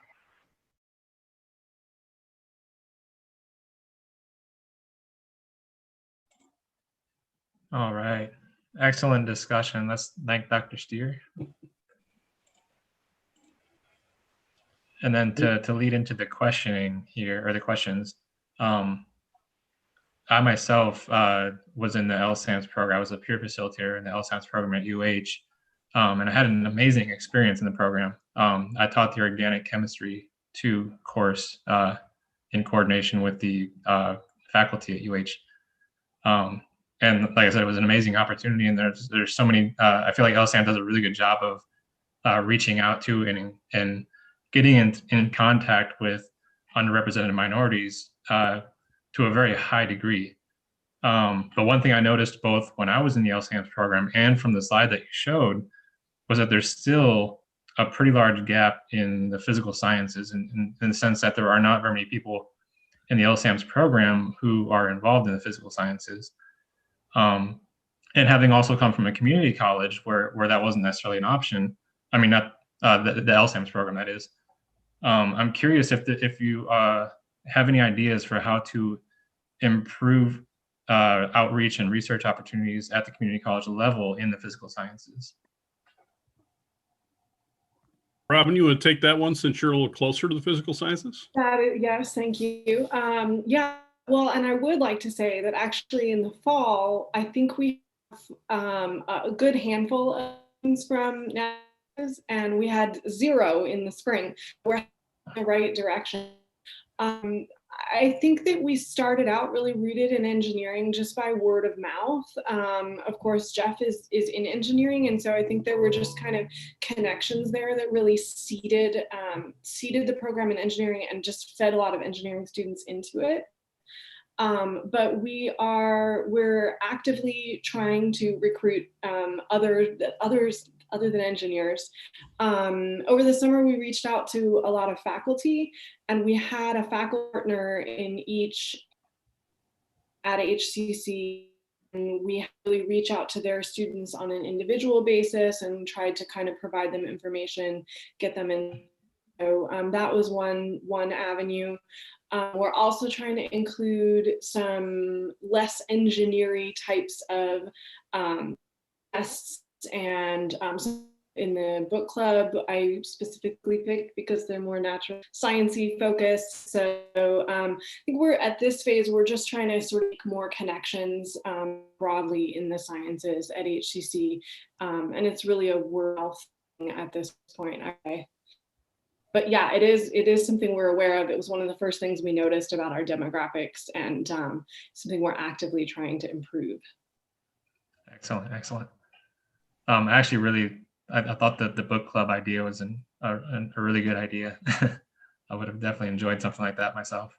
That's good to hear. We rolled it out last week, and we've already got 20-something students signed up for it. So it's awesome. Been popular with the students too. Very cool. So the next question is, sorry, go ahead. Yes. Oh, okay, so the next question was from Dr. Chung. She asked, how do you decide which R01 research programs HCC mentees will go to in the summer? Well, a lot of it has to do with the people that are willing to come, right? It starts with finding people who are interested and see the need and see the opportunity that community colleges offer. The number of students we have is tremendous. So, Dr. Chung, just simply the fact that you were there and responsive and willing to come is what started that. As far as being able to know which R1 programs are willing to take the students. What we try to do is, and part of the purpose for the seminars is to give the students the opportunity to learn about different research projects that different researchers are involved in. And then we try to work with the researcher to find out what their needs are, what kind of student they're interested in, and then we work to find that student, try to get some feedback, some back and forth, to make sure it's a good fit and to make sure the student understands what the requirements are for the program and that they're available. And the biggest thing I think is honestly just it's got to be something that all parties are comfortable with and are good with moving forward. Just a fast comment here.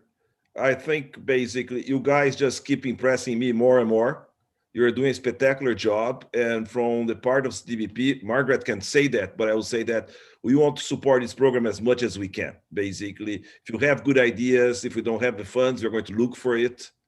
And I think something really, really important for everybody, particularly for the students. That's what we really want to help the most, but also for the faculty.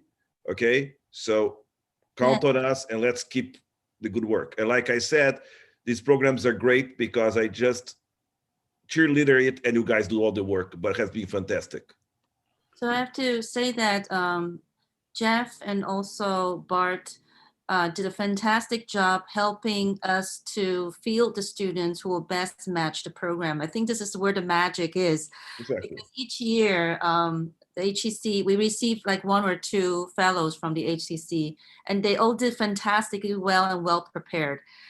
And I have no idea how you and Jeff actually are able to do that. Matt, we were basically providing all these mentoring, but how do you actually went through the selection process? I think there's a secret sauce you have to share with us. Well, like I said, I think the most important thing is that they're captivated by what they saw. When I mean, and just for talking about Muhammad for a second, just as a quick example, he just lit up when he saw y'all's presentation, and what I've learned from talking with not just yourself, but now over a dozen different researchers, and getting a better feel for kind of what they're looking for, and being able to tell the students, this is what you're getting involved in. We all know the power of research to be able to transform these students' outlook on education, on themselves, probably even more importantly. Just like that one little video clip we showed, that the one student is like, I couldn't believe I did that. And that's the biggest thing, is just exposing them to that.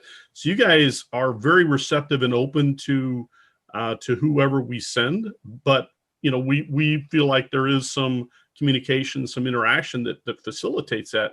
But y'all's willingness to just open up your arms and open up your hearts and your programs to these students is a big part of that. I mean, I think that's probably the magic of what you guys do with them once they get into your programs, and how the kind of experience you give them, and the patience you show with them. That's a huge part of it as well.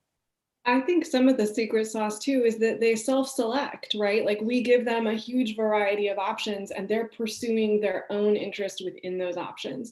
And so they have a really strong sense of agency in that process. And in my opinion, that's probably really key to why you're getting such awesome, amazing students.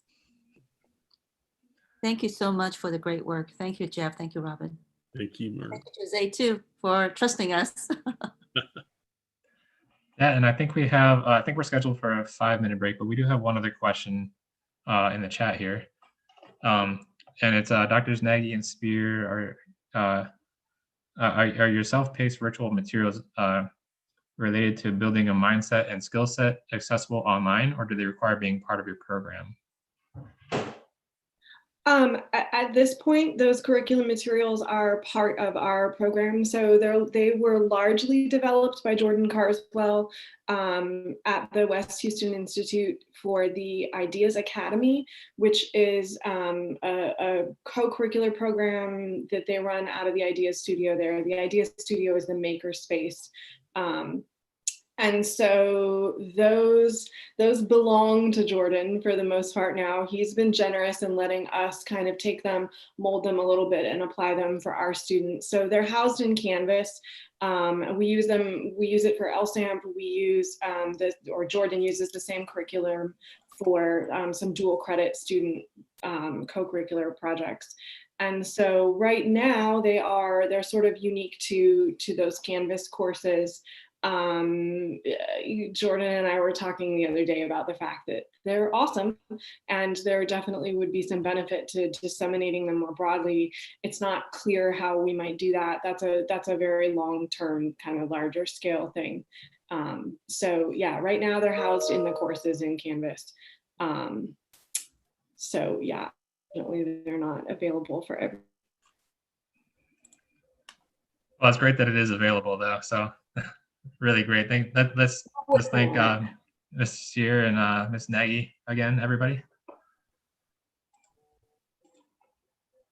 All right, and then so we're going to go ahead and skip the break to move things along and stay on track here.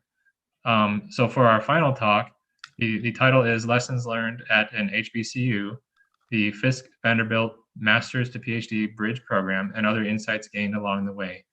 And the presenter is Lee E. Lindberg, and she obtained her undergraduate degree in chemistry from the College of Mercer, Ohio in 1970, where she was mentored by Theodore Roosevelt Williams, then the sole African-American faculty member in STEM. She earned her PhD in biochemistry from the University of North Carolina, Chapel Hill in 1973. And after completing a postdoctoral fellowship with Dr. Robert J. Lefkowitz at Duke University, she established her own lab at Vanderbilt University from 1979 to 2014. Her laboratory was recognized by multiple awards over the years for purification, cloning, and identification of interacting partners for the epinephrine binding alpha adrenergic receptor, the molecular basis for receptor trafficking to distinct compartments in polarized cells, and functional consequences in vitro and in vivo of mutation of the receptor to selectively disrupt receptor coupling to one versus another cellular signaling pathway. As chair of pharmacology at Vanderbilt, Dr. Lindberg enjoyed the privilege of mentoring junior faculty in their career development. As the first associate vice chancellor for research at Vanderbilt Medical Center, Dr. Lindberg fostered a focus on interdisciplinary collaboration and discovery acceleration via establishment of critical core facilities for biomedical research. After retiring from Vanderbilt in 2004, Dr. Lindberg pursued in more depth her commitment to developing greater opportunities for those currently underrepresented in discovery and in scientific leadership via her roles first at Meharry Medical College, where she served as vice president for research and chair of biomedical sciences, and now at Fisk University, where she has served as dean and continues as professor of chemistry and of biochemistry and molecular biology. So let's now hear from Dr. Lindberg. Hello, my name's Lee Lindberg, and it's a pleasure to be with you today on behalf of the Fisk Vanderbilt Master's to PhD program and to share with you some lessons reciprocally learned from trainees to faculty, faculty to trainees. Before I talk about the details of this program, though, I want to share with you some personal background because it gives you context to help you understand some of the advice I will share. Earlier in my career, I spent 25 years on the faculty at Vanderbilt School of Medicine, and I was absolutely spoiled as a scientist, as a departmental chair, and later as associate vice chancellor for research. We had a great deal of fun in our laboratory. We celebrated everything. We each had hats that were related to our own projects for lab parties. People kept me calm with chocolate from my emergency kit. And every time a paper was accepted or a grant was funded, we celebrated with a bottle of champagne. And where the corks landed is where we permanently glued them to the ceiling. And in fact, I still have some of these corks today in my Fisk office. So you probably ask yourself, if it was all so much fun, why did I shift gears? And I think the reason is best expressed by Mary Oliver who, in her poem, The Summer Day, when she uses this phrase, "Tell me, what is it you plan to do with your one wild and precious life?" And I think the reality is that I had been asking myself for quite a while how long I'd be aware of all the inequities in our world and act like I didn't have to do anything about it. And so I retired from Vanderbilt, and then I took a pause. And what I learned in my post-retirement pause about me was that I love to learn, I love to share what I learn, and I'm willing to speak out. And it's in that context that for the last 16 years, I've been at historically Black institutions, first Meharry Medical College and more recently Fisk University. But I've had another opportunity for discernment. COVID-19 and a fall sabbatical has given me additional learning time. And one of the books I've read recently is Ibram Kendi's book, How to Be an Anti-Racist. And one of the things that he emphasizes that just being non-racist is not enough. In fact, we need to be anti-racist. So we not only have to challenge the idea that some races are intrinsically inferior, but we also have to work and support policy that reduces racial inequity. Well, I think that's reasonably straightforward. But then there was another thought that I found provocative and perhaps a little troubling. And that's the concept of an assimilationist.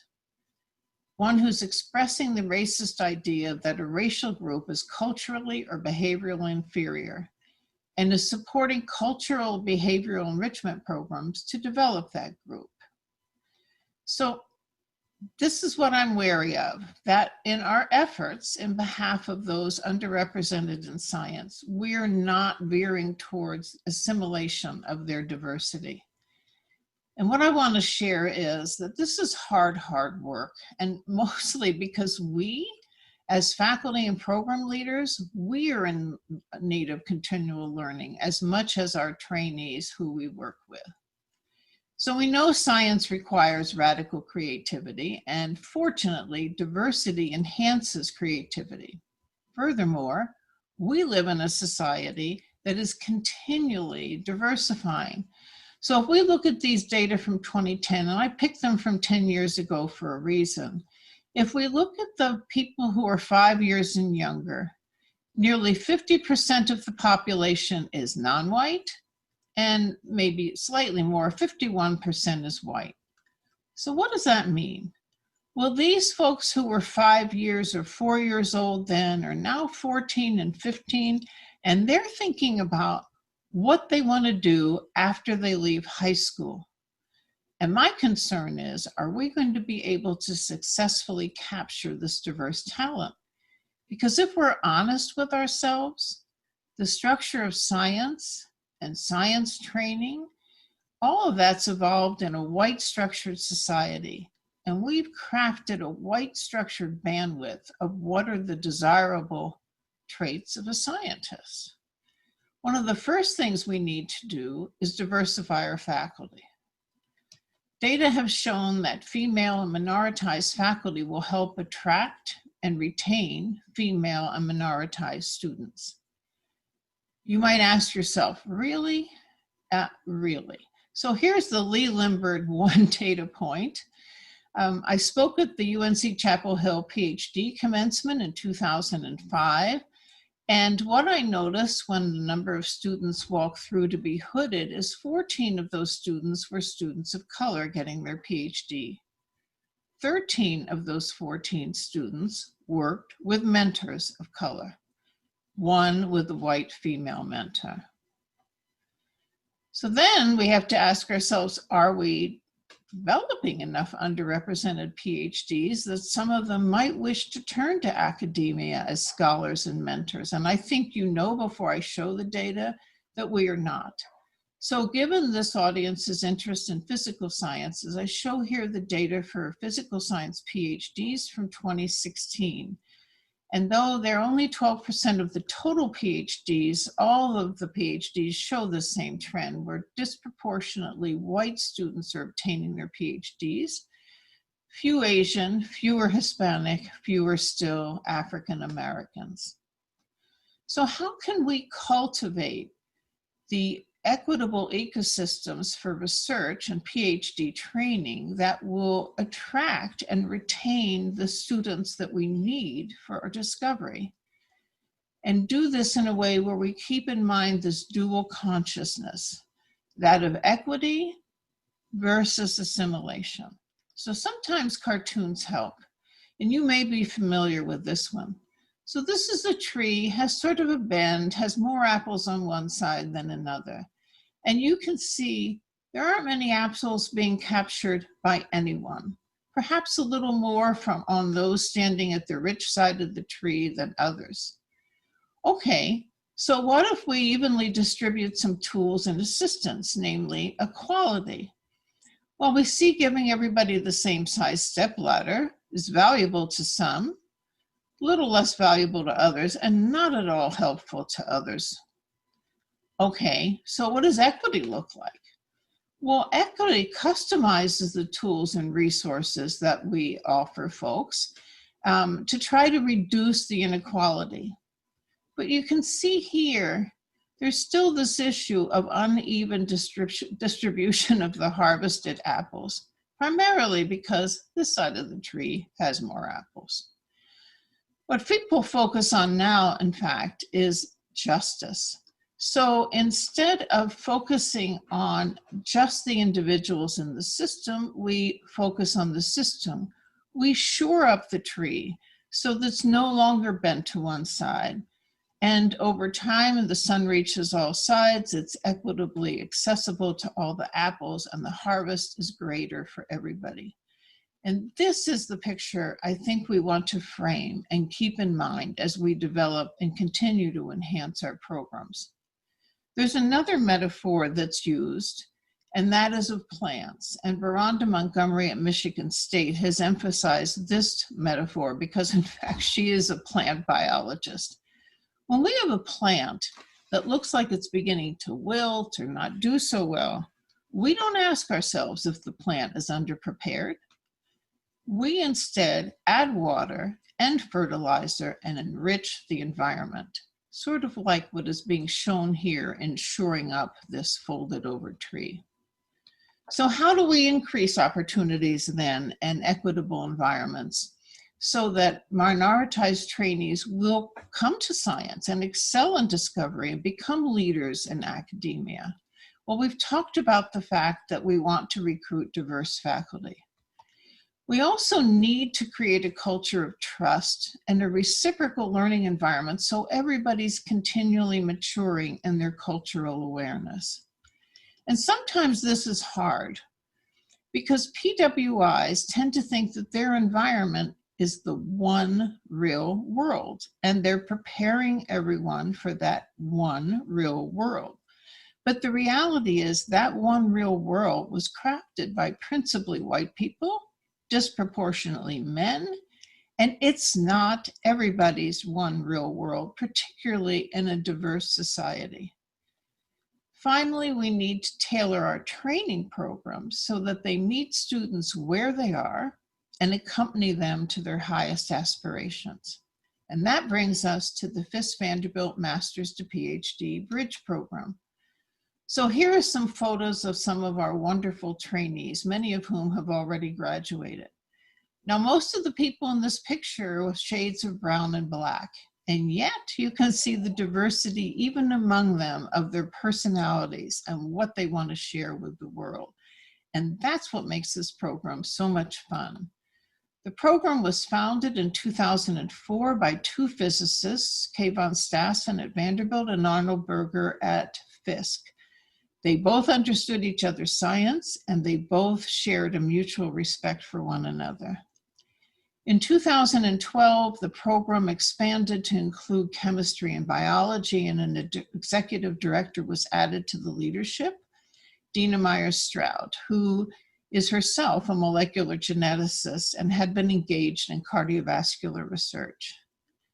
Over time, the leadership has transitioned, and Helly Bockelman has taken the role of Kay von Stassen, and Dina Myers-Stroud, though she's still the executive director, is now associated or assisted by an assistant director.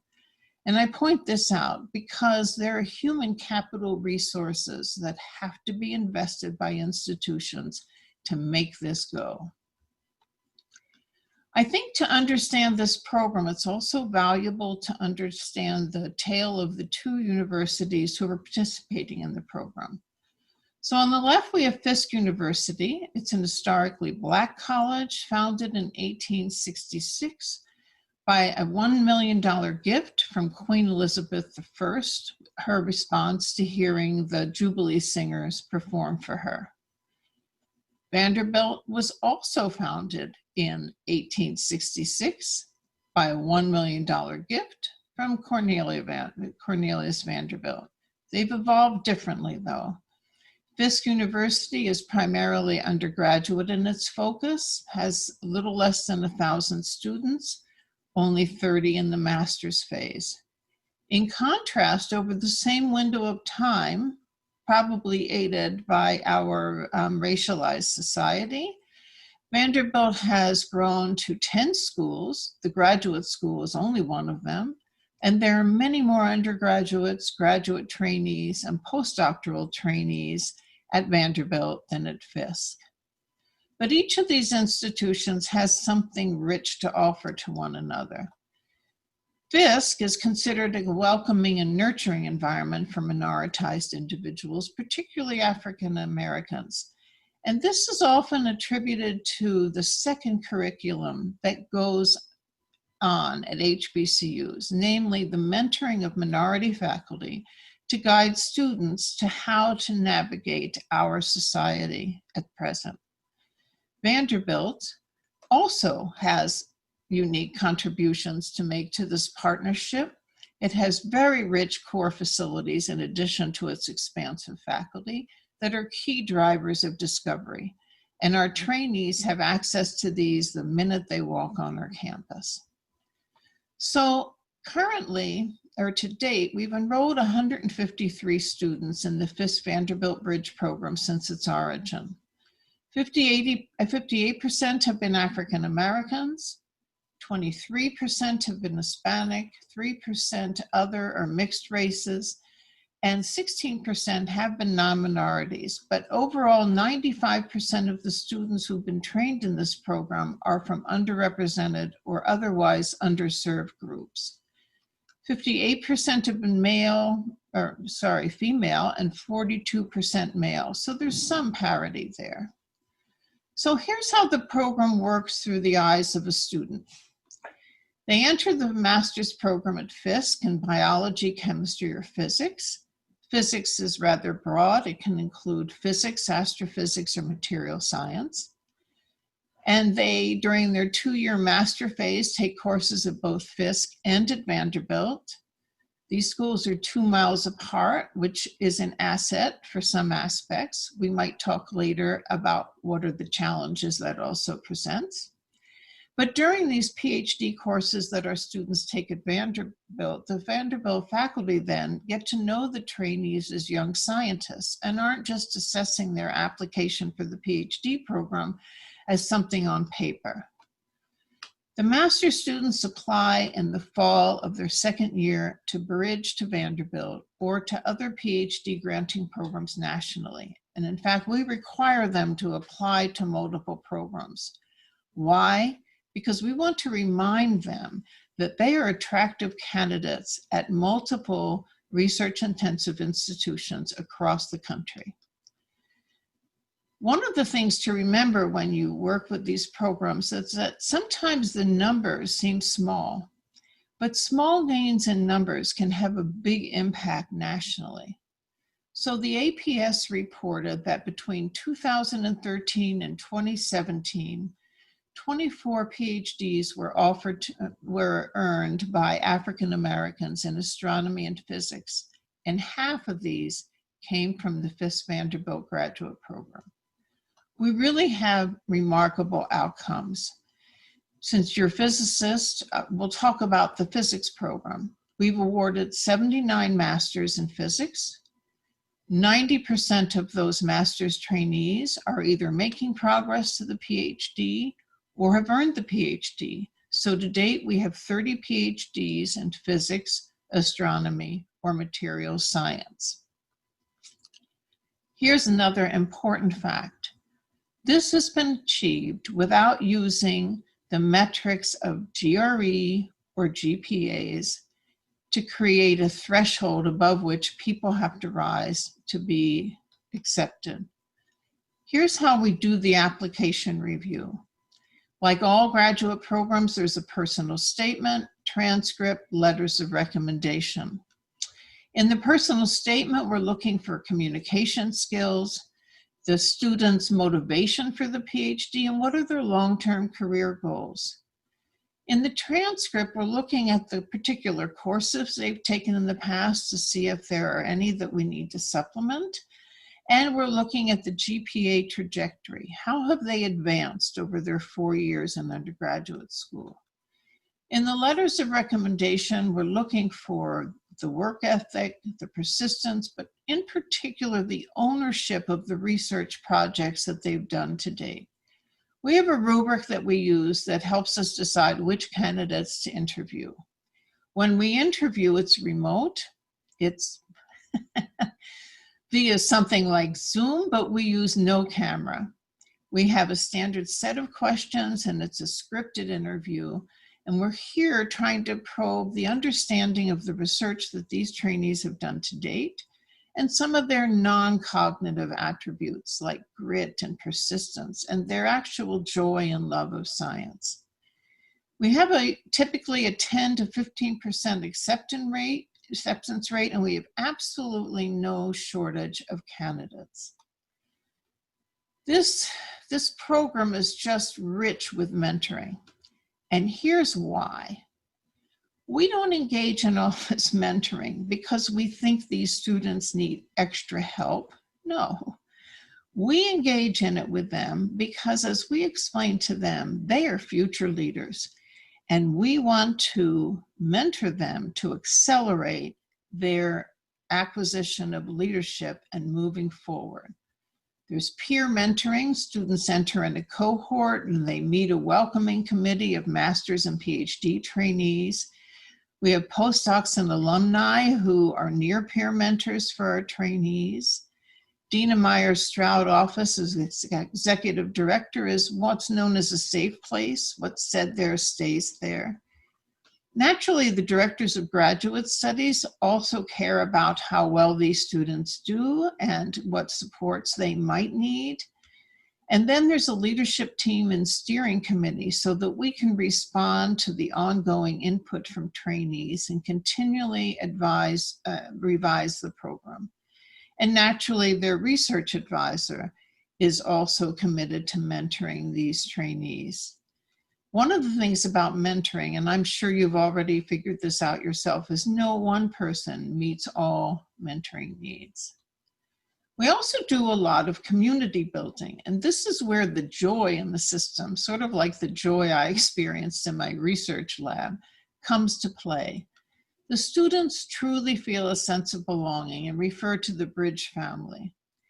Their cohort is solidified when they first enter graduate school because they come a month early and engage in a so-called boot camp. They're in a professional development course together their first 2 semesters in the master's program, so whether they're in biology, chemistry, or physics, they get to know one another. Vanderbilt hosts Monday evening seminars once a month, which are given by minority scientists from around the country or locally. And here the scientists share their research and they share their story as an inspiration for the trainees. The trainees plan their own social activities and build really strong personal relationships with one another.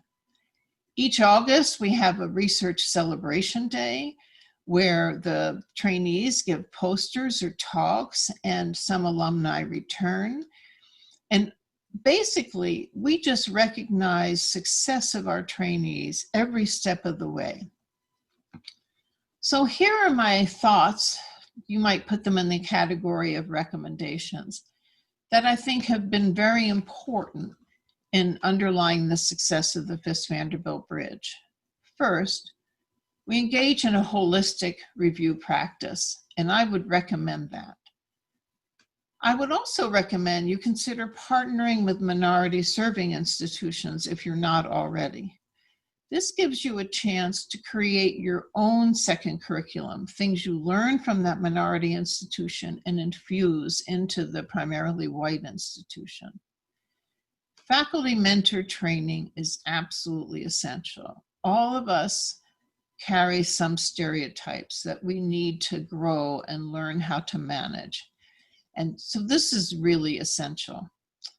And finally, students have taught me the importance of listening, to understand that though it's an embarrassment, there is racism in our society, and we need to be proactive and adopt an anti-racism approach. Thank you. And I look forward to having a chance to talk with you further in the discussion section. All right, excellent presentation. Let's thank Dr. Lindberg.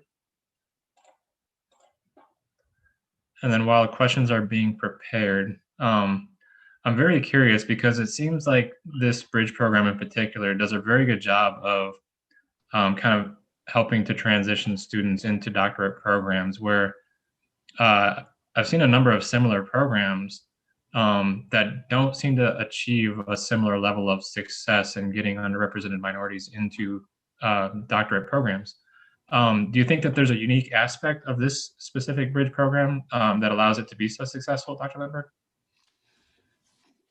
I think one of the things that helps is that the students are taking PhD level courses at Vanderbilt during their master's phase. Excuse me. So that they're actually, I hate this word, but Kayvon Stassen has used it.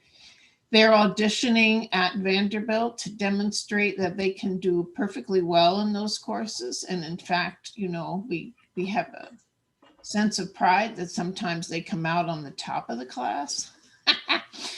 But so I think that, I think it's for students who don't participate in bridge programs, if between their junior and senior year in undergraduate school, they end up doing summer undergraduate research at an institution where they want to apply to the PhD program, they will probably have an easier time getting in just because they've already met the faculty, they've demonstrated who they are, and they're known in the flesh, not just on paper. So I think that helps.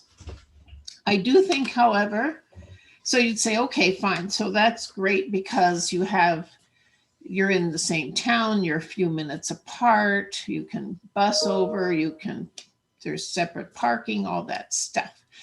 I think there, though, is somewhat of a downside. So when we experience pushback from some Vanderbilt faculty or other PhD students at Vanderbilt, I think it's a disadvantage of being in the same city, because when you saw the comparison of the two universities, obviously they started out the same year with the same investment of dollars, and they're not in the same place. So it tells you there is a perception in Nashville about who Vanderbilt is and who Fisk is.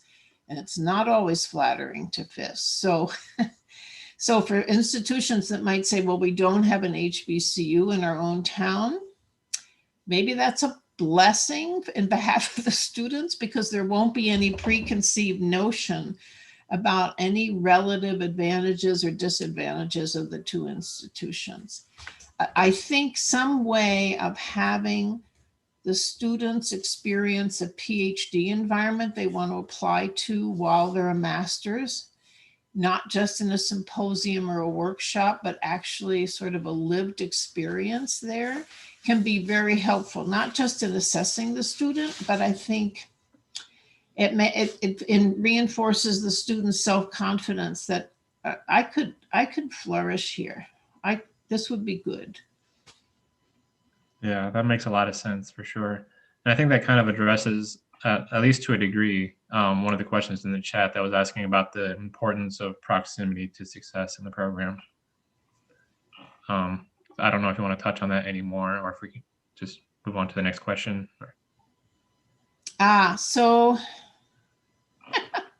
So my mind drifted while I was reading the chat. So can you ask the question? Yeah, certainly, no problem. Being a very senior person. Well, you certainly don't appear to be. The question was, how important is the proximity, I'm assuming, between the two schools to success? I think it has some assets. I think it has some disadvantages. Yeah. Okay, so the next question then would be from Sandra McGuire. She asks, she says, thank you so much, Dr. Lindberg. Given what Dr. Chung said about GPA and recommendation letters, what's the relative weight of GPA, rec letters, personal statements, and interviews in the selection process that you go through? Okay, so GPAs don't matter much if there's a progressive increase or stabilization of GPAs. That's not the first thing we look at. The first thing we look at really is the personal statement of the trainees and their, not only their career goals, but to the extent that they've experienced research. You know, they don't think it's an experiment and a Nobel Prize in the same week, that kind of thing. And whether they're somewhat risk tolerant, like working on projects that don't have any precedent, that kind of thing. So I think it starts there. I think the students who do best in the program are the students who have done a lot of experience or had a lot of experience in the lab as undergrads, or we have many students who have been, not many, but some who've been high school teachers in science and then realize they missed the discovery part of science and then come back. So I think the letters of recommendation are important only to the extent that they talk about a student's enthusiasm and love of learning and persistence and resilience and those kinds of things. And they don't all have to be in the letter. It's this composite. Okay, excellent. So the next question is from Samuel Cho. It says the motivation presented here seems to be focused on social responsibility. Is there a resource that points to how there is a big return on investment? I know, for example, that computer science education studies that show that there is economic benefit for working in diverse groups. So can you expand on that? Well, that's interesting. So I think the social responsibility part actually more relates to earlier talks, which is one of those disadvantages of taping your talk before you hear it.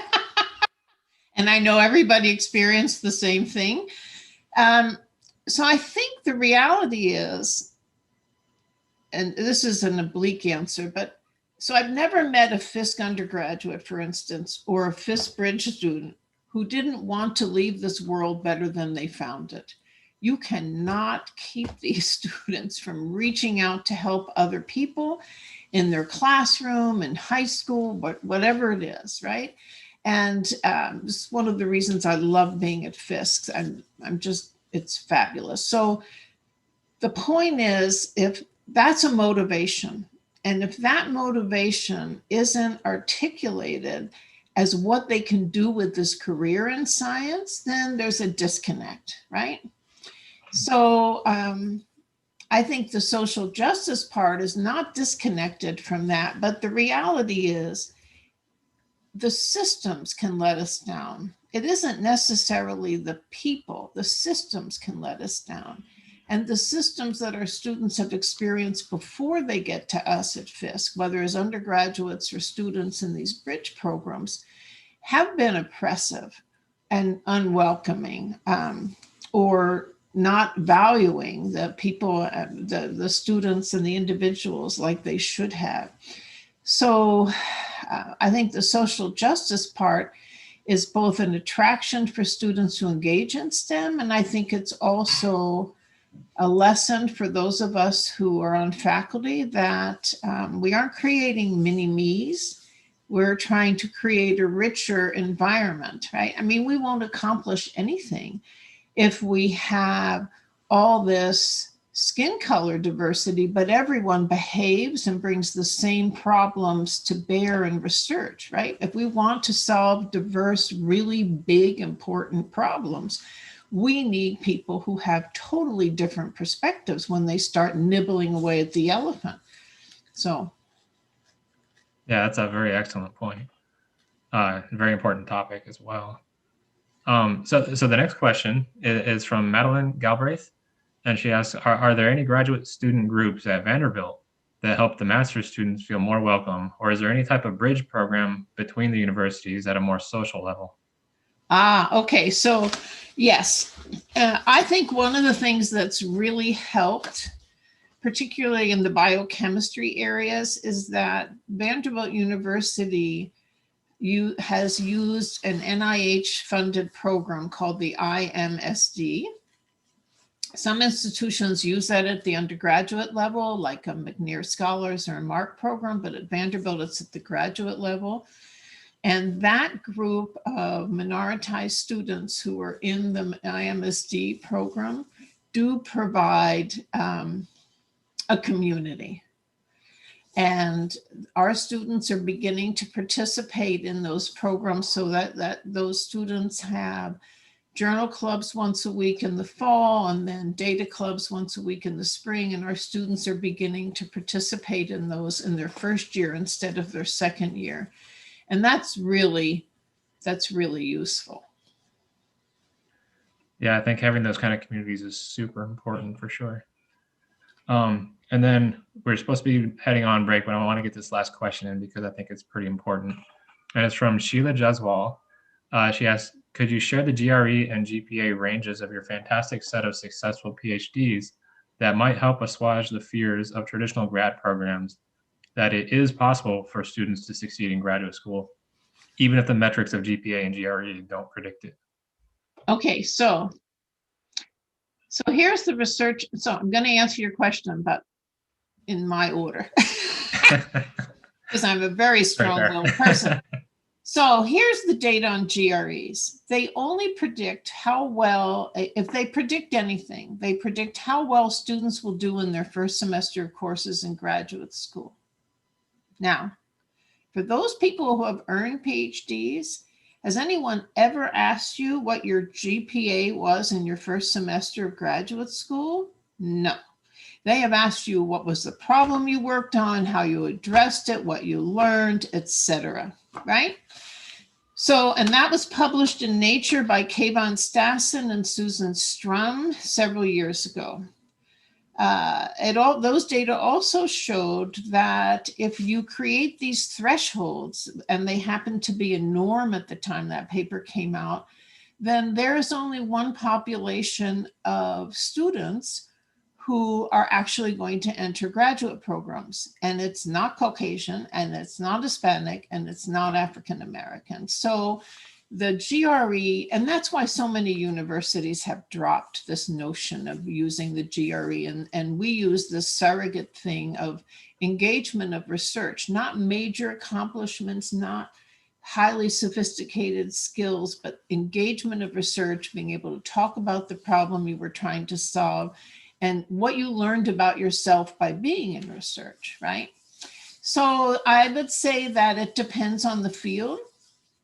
The GREs for the biological sciences are usually a little higher, 3.2, 3.3. Those for the physical sciences can be lower than that.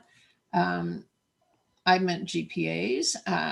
And we really, maybe 5 years ago, we would encourage people to take the GRE. This is before universities stopped requiring it, just so we could see how we could mentor students in different areas so they could perform better.